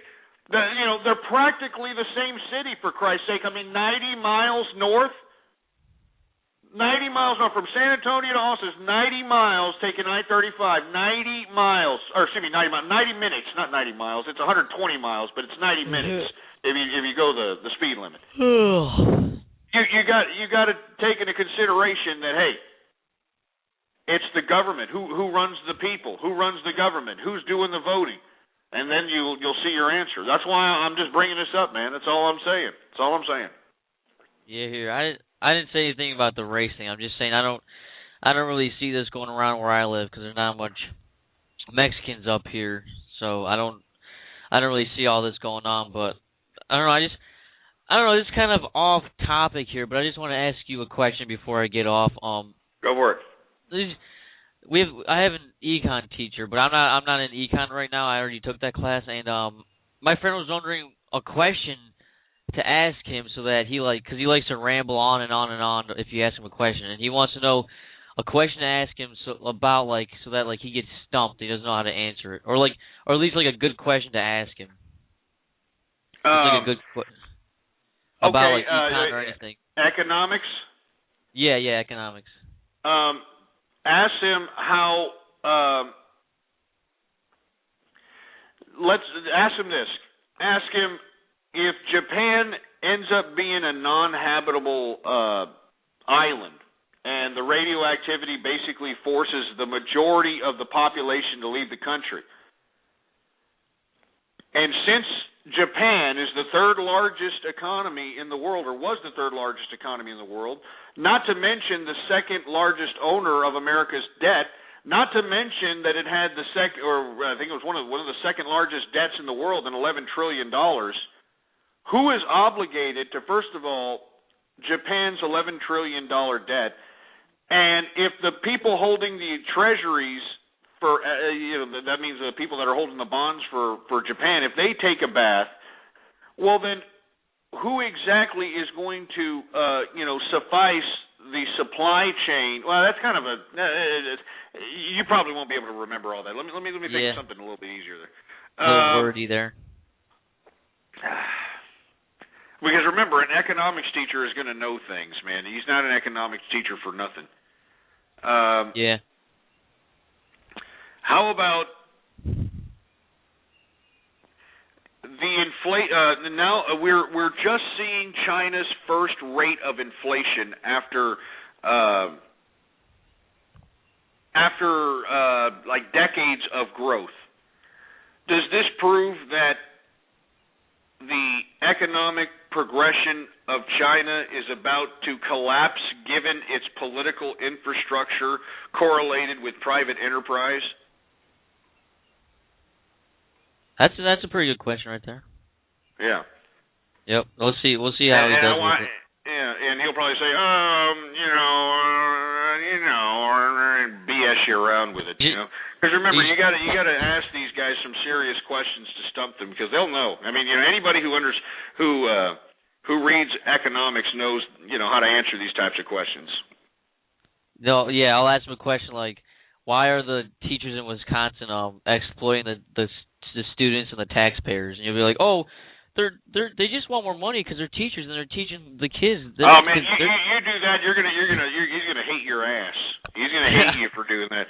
And if they say, oh, they just want more money, they want this and that, and say, no. Okay. States across the country, this Wisconsin being one of them, half of the budget of the state, and I think for Wisconsin it might be more than half, is going to the pensions and these obligations that are given to nobody except these people in government. The private enterprise doesn't get these types of perks of, okay, we're going to give you 3/4 of your salary when you retire plus 8% increase a year for life. I mean, you don't get that kind of crap. You don't get guaranteed lifetime contracts in private enterprise. Then these teachers do. So the reason that these Wisconsin teachers are pissing and moaning is because they are going to have to, take a cut, because the state can't pay for their stupid, dumbass pensions anymore. The pensions are taking 60%, in some states 60+% of the budget. That means whatever the state makes in taxes, whatever the state takes in revenue, they're paying 60% of that revenue to these idiot teachers' pensions. I kid you not. And not just teachers, but government workers, public workers. 60%. And that's just the pensions. Not to mention the new health care law, which is also taking another, 30 or 40% off of the state government books. So this is why the states are going, to hell in a handbasket, because of the Obama health care law, which mandates that, the states have to pay for these, people that aren't insured. The states are in a bind here. That's why you had what's that broad's name? I forgot her name. Who tried to claim that there was going to be a municipal bond crash here in the next year or so. I mean, I'm starting to believe that maybe she's right. Because these governments cannot continue to sustain these ridiculous expenditures. It's like you running a business, Goku. All right, it's like you running a business like you're selling, iPods, right? You got a little kiosk in the mall selling iPods, right? Well, it's like, paying your employee 60% of your profits so that he can have a good life after, he's done working with you. You know what I mean? Yeah, I know what you mean. All right, before I go, I just want to say... Go ahead.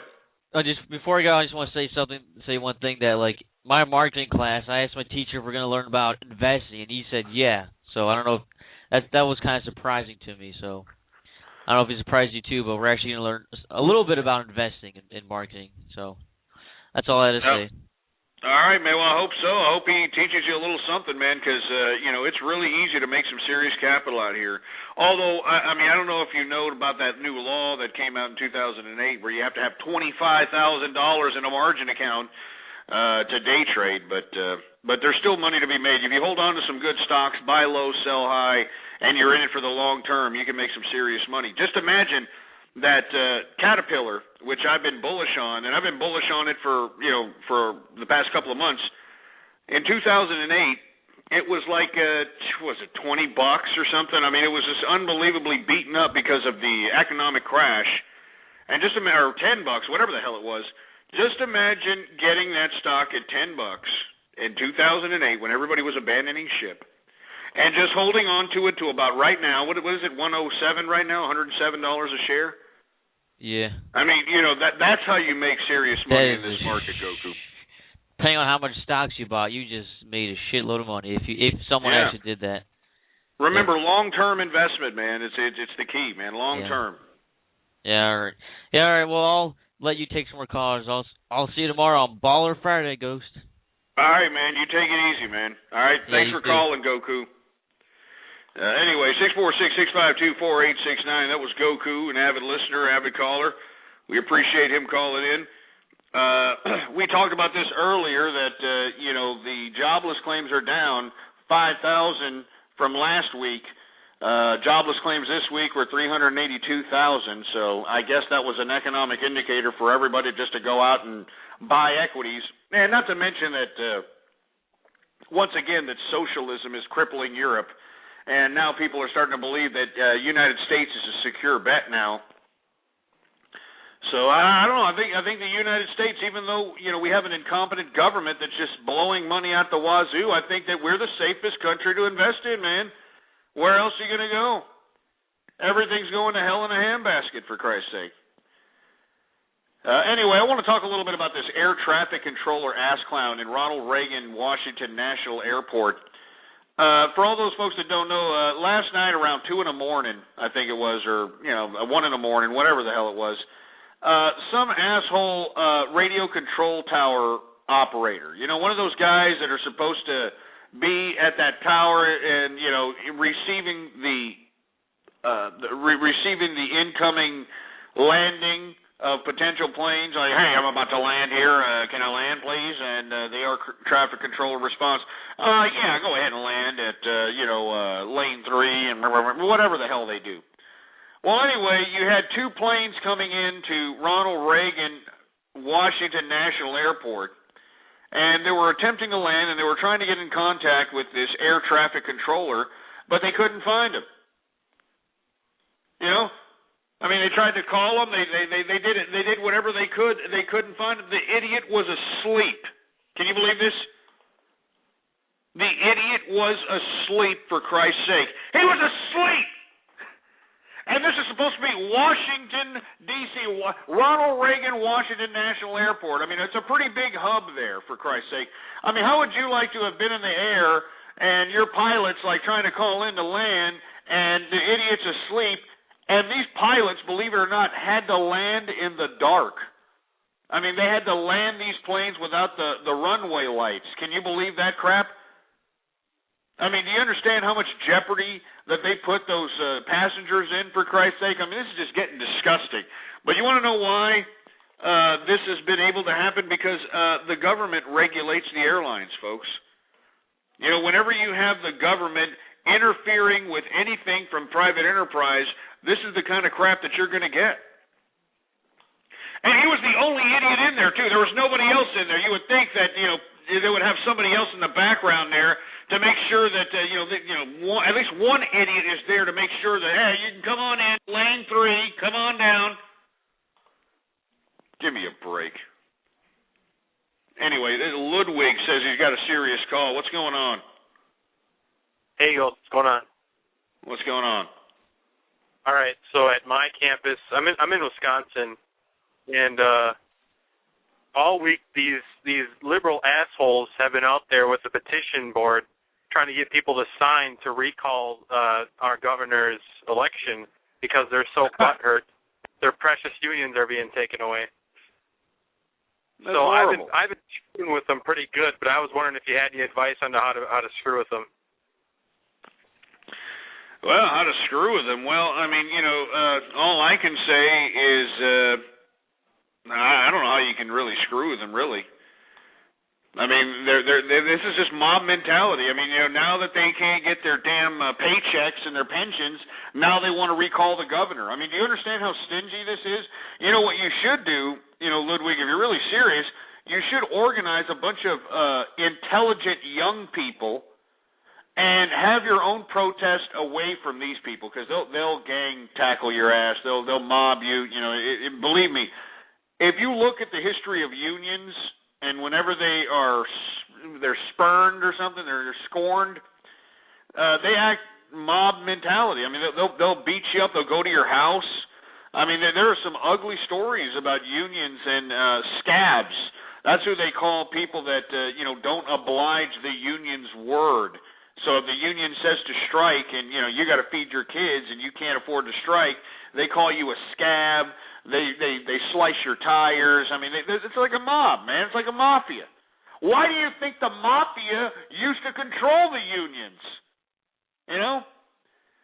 Well, what you should do there, Ludwig, is get together as many young people as you possibly can and protest against these pieces of trash. And if you don't want to do that, well, then make a web page or a Facebook site. Basically trashing these people for what they are. They're just moochers. And you know what? They're putting you, children, they're putting you as the bait. They're trying to claim that, you're taking money away from the children. You're taking money away from the children. I mean, are you kidding me? They're not taking money away from the children. They're just restructuring the whole pension process. I don't understand why, these dumbasses in the teachers' unions expect to continue this, pension grab of, I'm going to get 3/4 of my salary plus 8% a year for the rest of my life. Why can't they just, transition that into a 401k?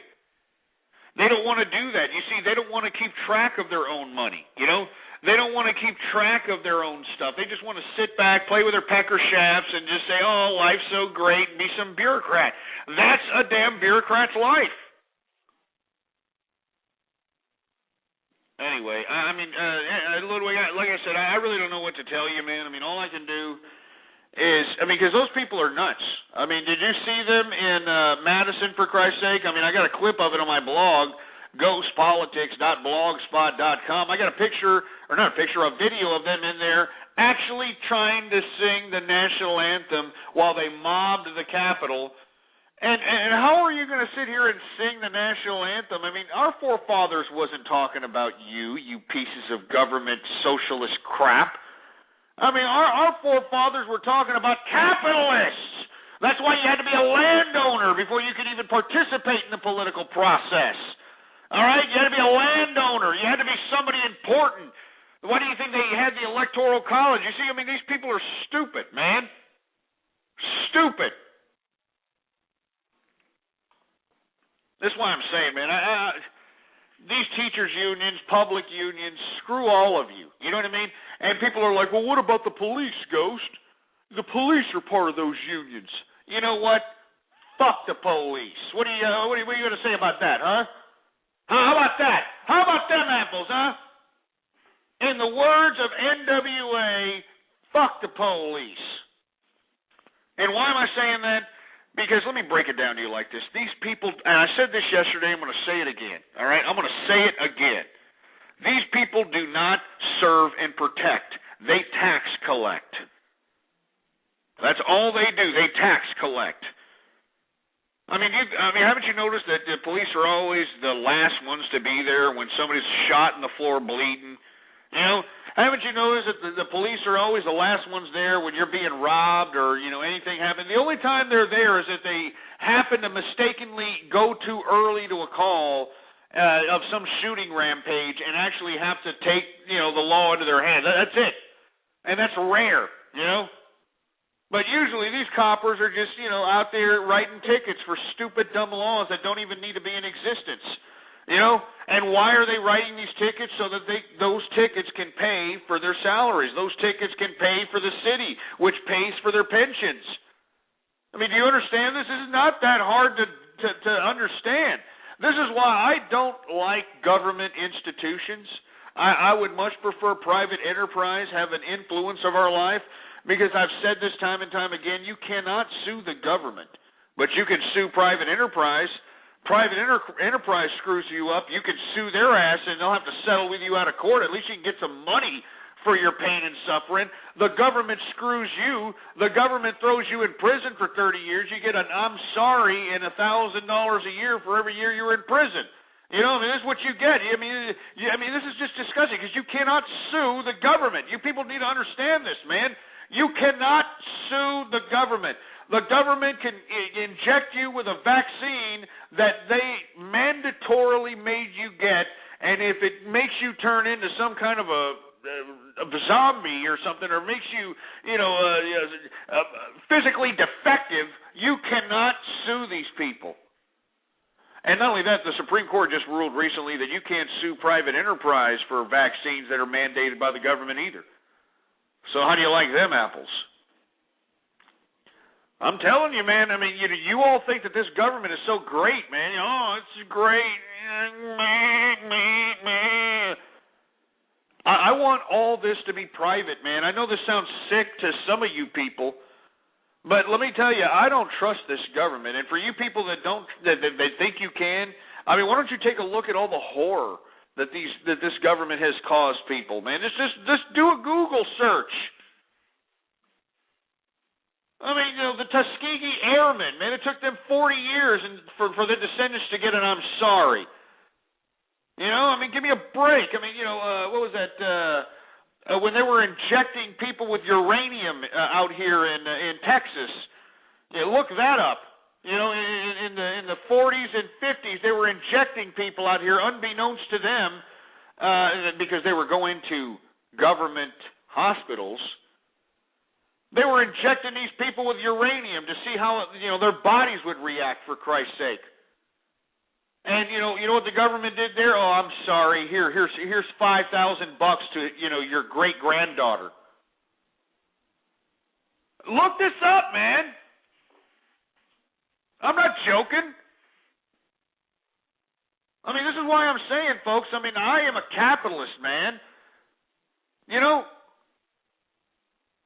I'm a goddamn capitalist. I'm not going to sit here and allow this government to tell me what to do. I'm a goddamn capitalist, and my tax dollars fund this bureaucracy.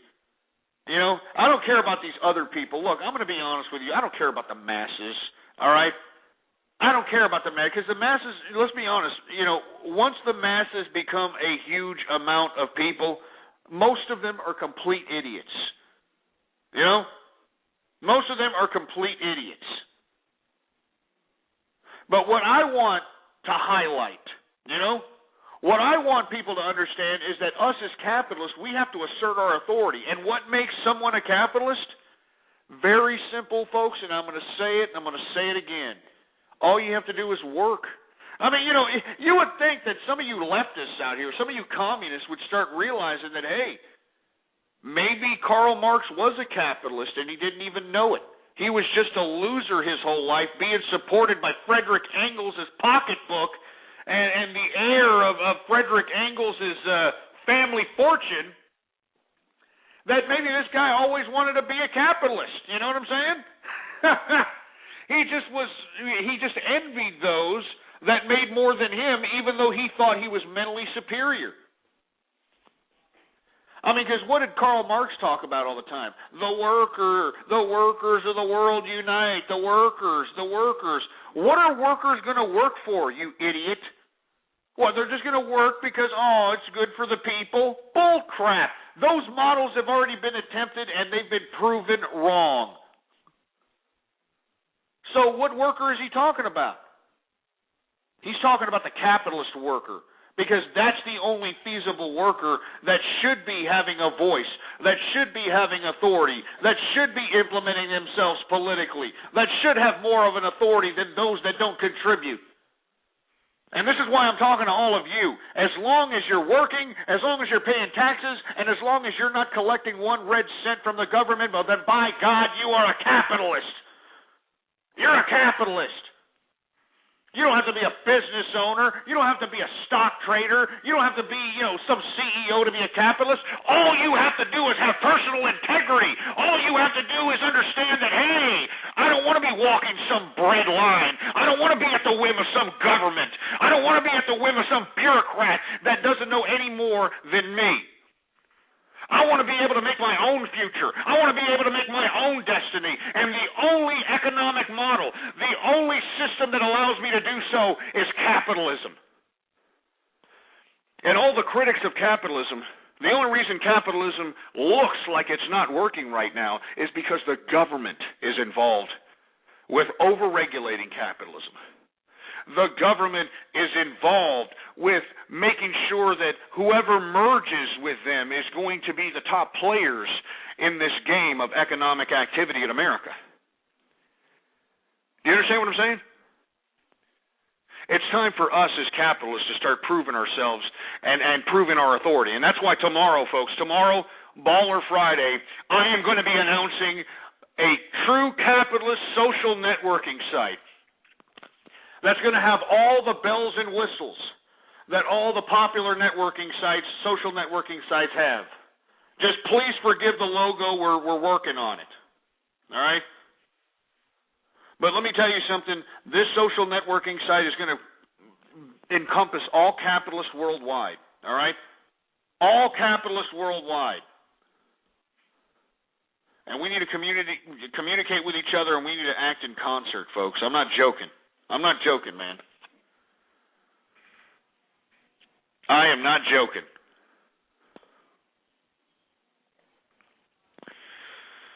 Anyway, folks, on a lighter note, let me go ahead and talk about something else, folks. I'm sorry, but just be on the lookout for that, all right?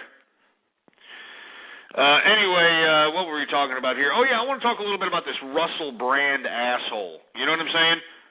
This asshole that, remember he did the 2008 MTV Music Awards, and he's like, oh, yeah, you got to vote for Barack Obama.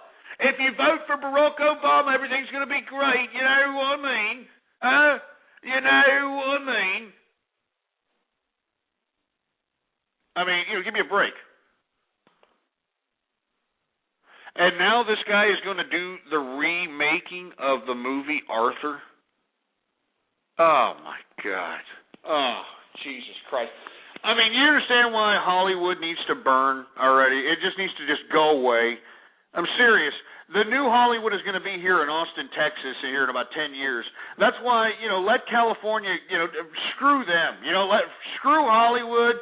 Screw the big studios out there. I mean, these are the type of idiots they're shoving down our throats, for Christ's sake. Russell Brand and Seth Rogen. I mean, give me a fucking break. Seth Rogen? Jonah Hill? That was that Cerna idiot, that stupid goof. I mean, why are you shoving these idiots down my throat, for Christ's sake? I mean, give me a break, man. You're talking about a bunch of no-talent having jerk-asses, being shoved down our hole. I mean, I have to quote Chuck D from Public Enemy when I say, burn, Hollywood, burn. You understand what I'm saying? Because you people are trash. Not to mention that you got a bailout from stimulus package 2 out of my tax-paying dollars, you piece of shit. All right, I'm sorry if I'm cursing, folks. I'm just upset, man. I'm upset. I'm pissed off. Got putting Russell Brand as Arthur. Arthur was a classic movie, for Christ's sake. You know what I mean? You know, it's the last instance where Liza Minnelli looked doable. You know, you got, a classic Dudley Moore, in his finest there, and then you're going to bring back this with Russell Brand. I mean, what are these idiots doing ruining these great movies, They did the same thing by putting Will Smith's and Jada Pinkett Smith's stupid kid as the Karate Kid. I'll never forget that. These assholes are going to sit over here and, ruin the movie for everybody. I mean, it's a classic movie. Everybody remembers the Mr. Miyagi and Danielson. You know what I'm saying? And then you've got this dumb idiot, stupid skankosaurus Jada Pinkett Smith who cracks the whip on Will Smith, forcing these studios. Yeah, you gotta put my kid in something, baby. If you're gonna redo Karate Kid, you gotta put my kid. That's what you gotta. You gotta put my kid for Karate Kid, baby. Anyway, 646-652-4869 is the number to call. I'm just pissed off at Russell Brand, man. Russell Brand, the Arthur. I mean, are you kidding me? Arthur? This guy's the new Arthur. I mean, you people aren't insulted? I mean, I was insulted when they put Jada Pinkett's kid as the Karate Kid, all right? Now, look, I know Ralph Macchio. He looks like an old, bloated, used-up piece of Italian crap that's probably kicking in an Italian restaurant on a consistent basis, and now he's doing Dancing with the Stars. But let me tell you something. Danielson was a great role for that stupid scumbag, all right? And then for Jada Pinkett's kid to come in here, yeah, baby, I'm the Karate Kid now, baby. Look at me, I got Jackie Chan backing me up, baby. Yeah, I got Jackie Chan back in my eye. Yeah. Yeah, Jesus Christ. Hey, Will Smith, how does it feel to get Tupac Shakur's 12ths and Jada Pinkett Smith there, buddy, huh? Huh? You get around, huh? I get around. Round and round. I get around. I mean, seriously, Will. I mean, how can you go in there after Tupac? You know what I'm saying? Seriously. Anyway. And not only that, man, that's enough with Jackie Chan, too. You can't even speak English right, you stupid imbecile. All right? You can't even speak English correctly. You've been in this country, what, like 15, 20 years? I mean, Rumble in the Bronx was a long time ago, idiot. All right? And you can't even learn my damn language? Huh? You know what we should do to Jackie Chan? We should whoop his ass and force this idiot to eat with a fork. And then send that fork with him back to China so he can force those people to eat with a fork. All right? Sick and tired of going into these damn Oriental joints and they're giving me these stupid chopsticks. Chopsticks, you want to know why they ate with chopsticks, you idiots? Because they were peasants! They were peasants. They didn't have anything to eat with, so they what they do? They would break off little twigs from trees. They break off little twigs and I'll got a chopstick, and that's how they ate their noodles and fried rice and crap. So give me a break. I mean, give me a damn break. I'm sorry. I'm sorry. Anyway, 646-652-4869. I want to take some calls here. I mean, what do you think? What do you think's going on here? Russell Brand as Arthur? Seriously, Russell Brand as Arthur. I mean, aren't you limeys a little pissed off, for Christ's sake? I mean, this Russell Brand is a joke, man. This guy looks like a walking skeleton. You know what I'm saying? I mean, he looks like, some tick is on the top of his head and sucking the blood right out of him, for Christ's sake. I mean, you compare what he looks like now to 2008, the guy looks horrible. And here you got Katy Perry trying to justify being with this scumbag. And, the guy's taking it from both ends. I mean, I don't understand these women, man. I don't understand these women. It's like, I want a guy who takes it in the pooper. Anyway. Let me go ahead and take some some calls here. 646-652-4869. Hey, there were some callers and they just dropped off. I mean, what are you scared? Another thing I want to talk about is the National Organization for Women. Now, these stupid bimbos that, burn their bras and muff dive and, just cause a ruckus for anything. Well, anyway, they're mad at Bill Maher. Oh. I mean, of all people they're mad at Bill Maher, you couldn't get any more leftist socialist if you, went back in time and, jerked off Trotsky, all right? You got this idiot now in trouble with the NOW organization, which is the National Organization for Women, because he called Sarah Palin a dumb bitch. He called Sarah Palin a dumb bitch, and now the National Organization for Women is like, oh, that's, you got to take him off the air now. Oh, let's take him off the air. I mean, are you kidding me? Look, I hate Bill Maher. I think he's a socialist scumbag from the word go. I mean, I think he's a scumbag from hell. But how in the hell are you going to take this stupid socialist scumbag off the air because he called Sarah Palin a dumb bitch? You know what? I'm going to call Sarah Palin a dumb bitch. I'm going to even go even farther. I think she's a dumb whore. I think she's a dumb hooker. A hooker. So what do you think about that, huh? What is the National Organization for Women going to say about that, huh? What are you going to say about that? I think she's a skankosaurus Eskimo bimbo, all right, that probably doesn't put out, and if she does, she's putting it out for everybody else just to get to the top except her husband. You know what I'm saying? And let me tell you something. Her husband is getting hand jobs from fat Eskimos in massage parlors. I kid you not. Read the National Enquirer. Anyway, 000, you're on the air, man. Yo, what's going on, Ghost? It's Strope. What's up, man? Hey, what's going on, Strope, man? How's it going? You ain't drunk, are you? Well, I'm halfway drunk. Only halfway. Oh. But, when it comes down to this Russell guy, I think the guy's a joke, to be honest. The only reason he's out there is because he's married to Katy Perry, and I just don't think anything he says should be taken seriously because he's just, a low-life loser who just somehow made it big. No, there's no somehow, man. I mean, these idiots in Hollywood are shoving these idiots down our throats. I mean, I find it insulting that, it's some idiot like Harvey Weinstein or one of these stupid, dumb executive producers are out here saying, we'll throw this at him, they'll love him, don't worry about it. He blew me the other day, he'll be all right. I mean, I feel insulted by being shoved these idiots down my hole, like Jonah Hill, we couldn't find a funnier fat guy, but some bloated piece of disgusting four-eyed garbage that just dishes out dry-witted humor. I mean, when did dry-witted humor become a substitute for gut-busting comedy? What I mean, can I don't know. Somebody explain that to me, man. I don't get it, man. Sorry, go ahead.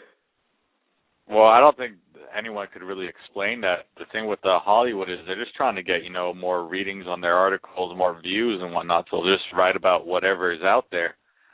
But I think Russell's just, I don't even think he's worth the time. When it comes down to Bill Mather or whatever his name is, I think his opinion might be a little bit out there, but I just think his voice is worthy of being listened to, considering that he actually has an he actually knows, wrong from right. He actually voices his opinion in a good manner.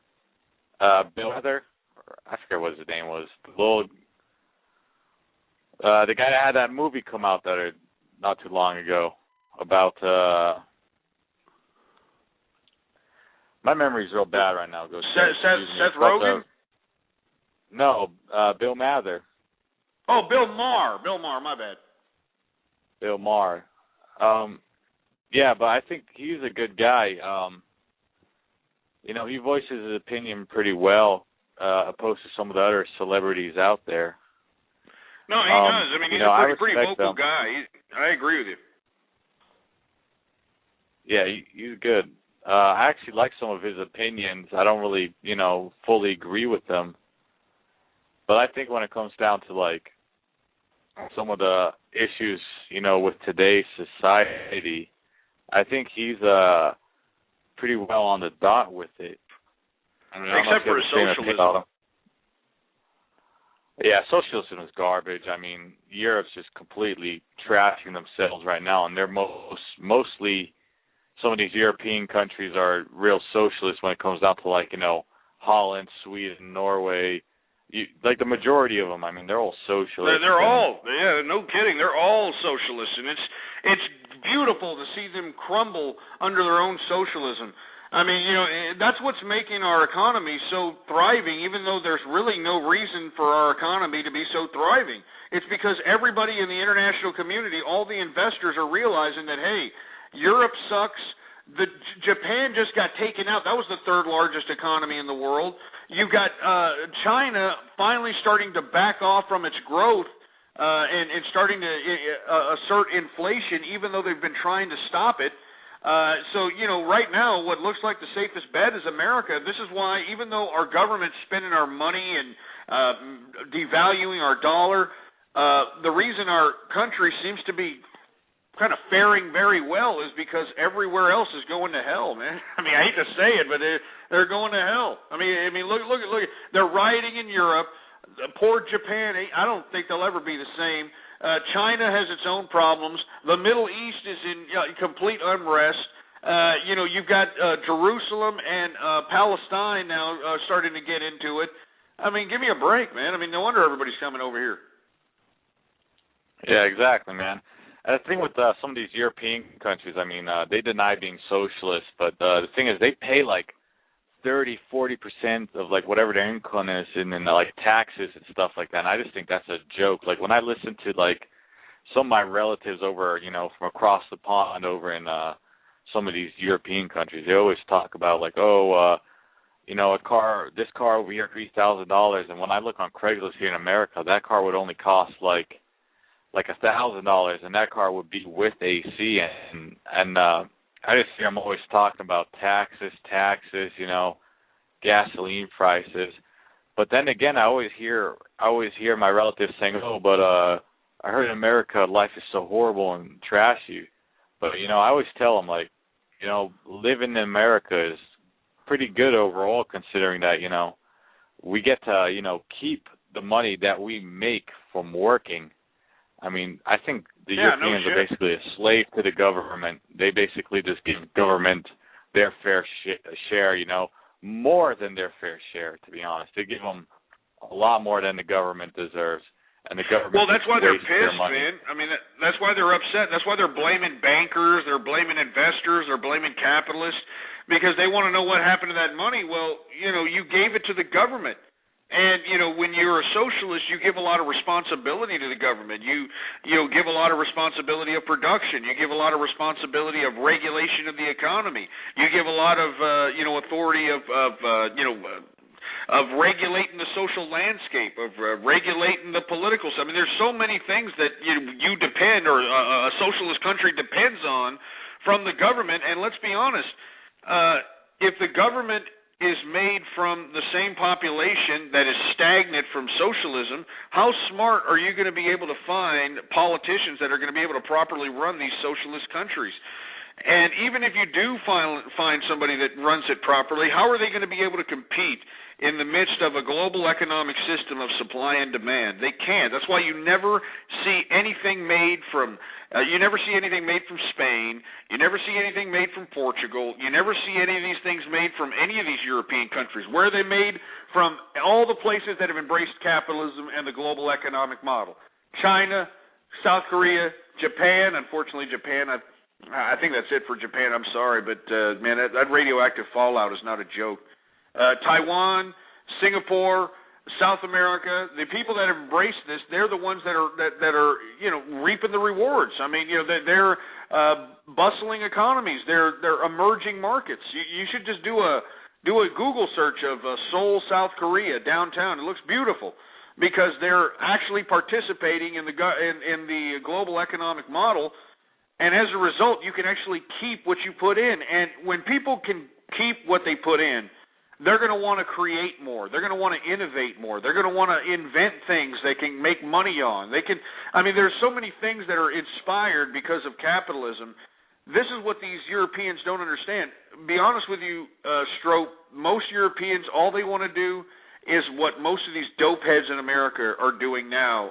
They just want to sit at home, fulfill their vices, whether it's drinking, smoking crack, smoking dope, whatever the case might be, and watch cartoons all day. I mean, and that's what socialists do. They don't do anything. They just sit around. They take trips, and they think the government's going to take care of them. And that's it, man. And that's just not how the way it works. And now that they're suffering, they want to blame everybody else, but they should be blaming themselves, because you, as the people, allowed this government to be socialist.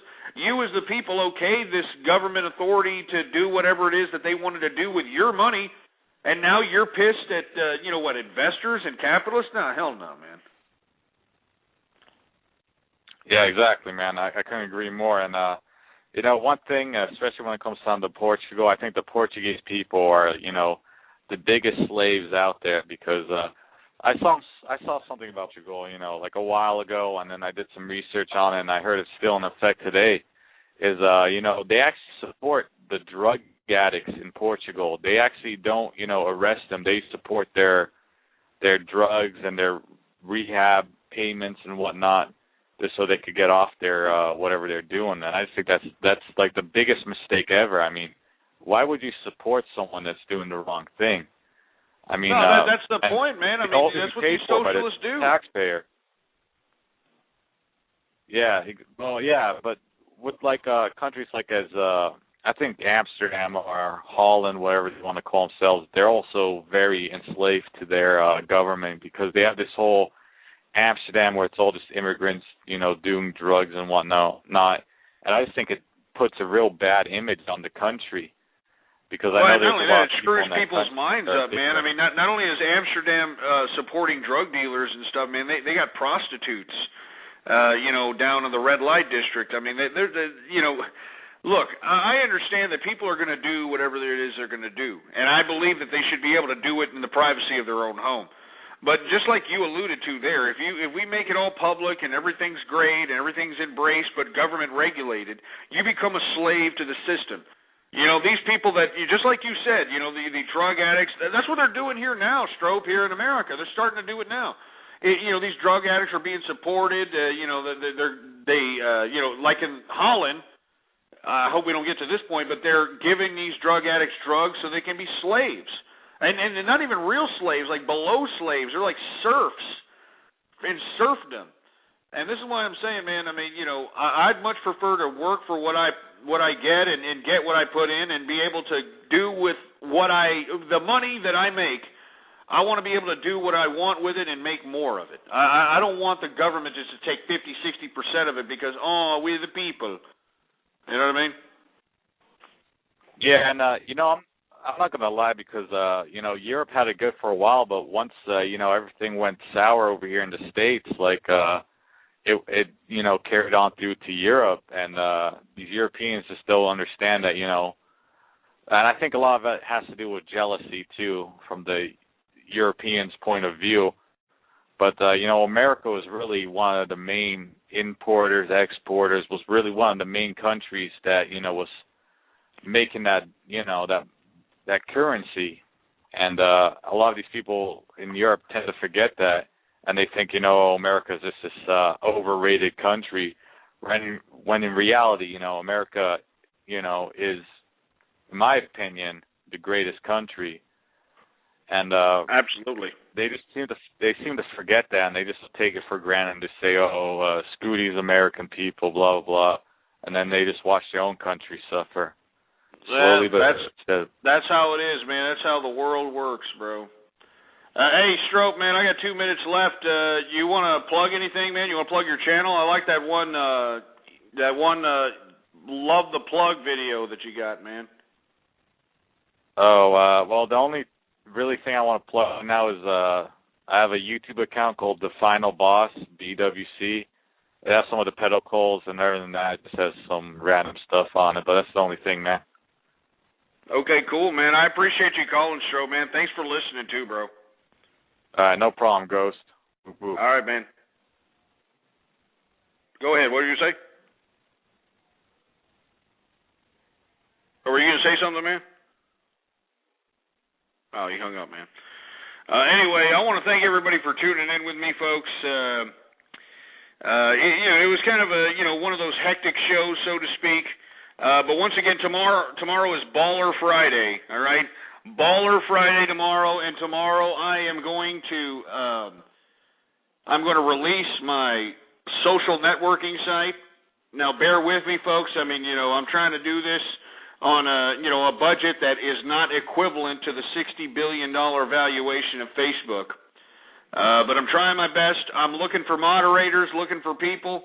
I know people emailed me up. I'm gonna get you to those emails later on this evening, folks. I'm still trying to work some kinks out in the social networking site, but I will be announcing it tomorrow. And maybe we can kick it the whole weekend on there, man. We got chat rooms, forums, blog posts, I mean, the works, you name it. Anyway, I hope to see you here tomorrow on Baller Friday.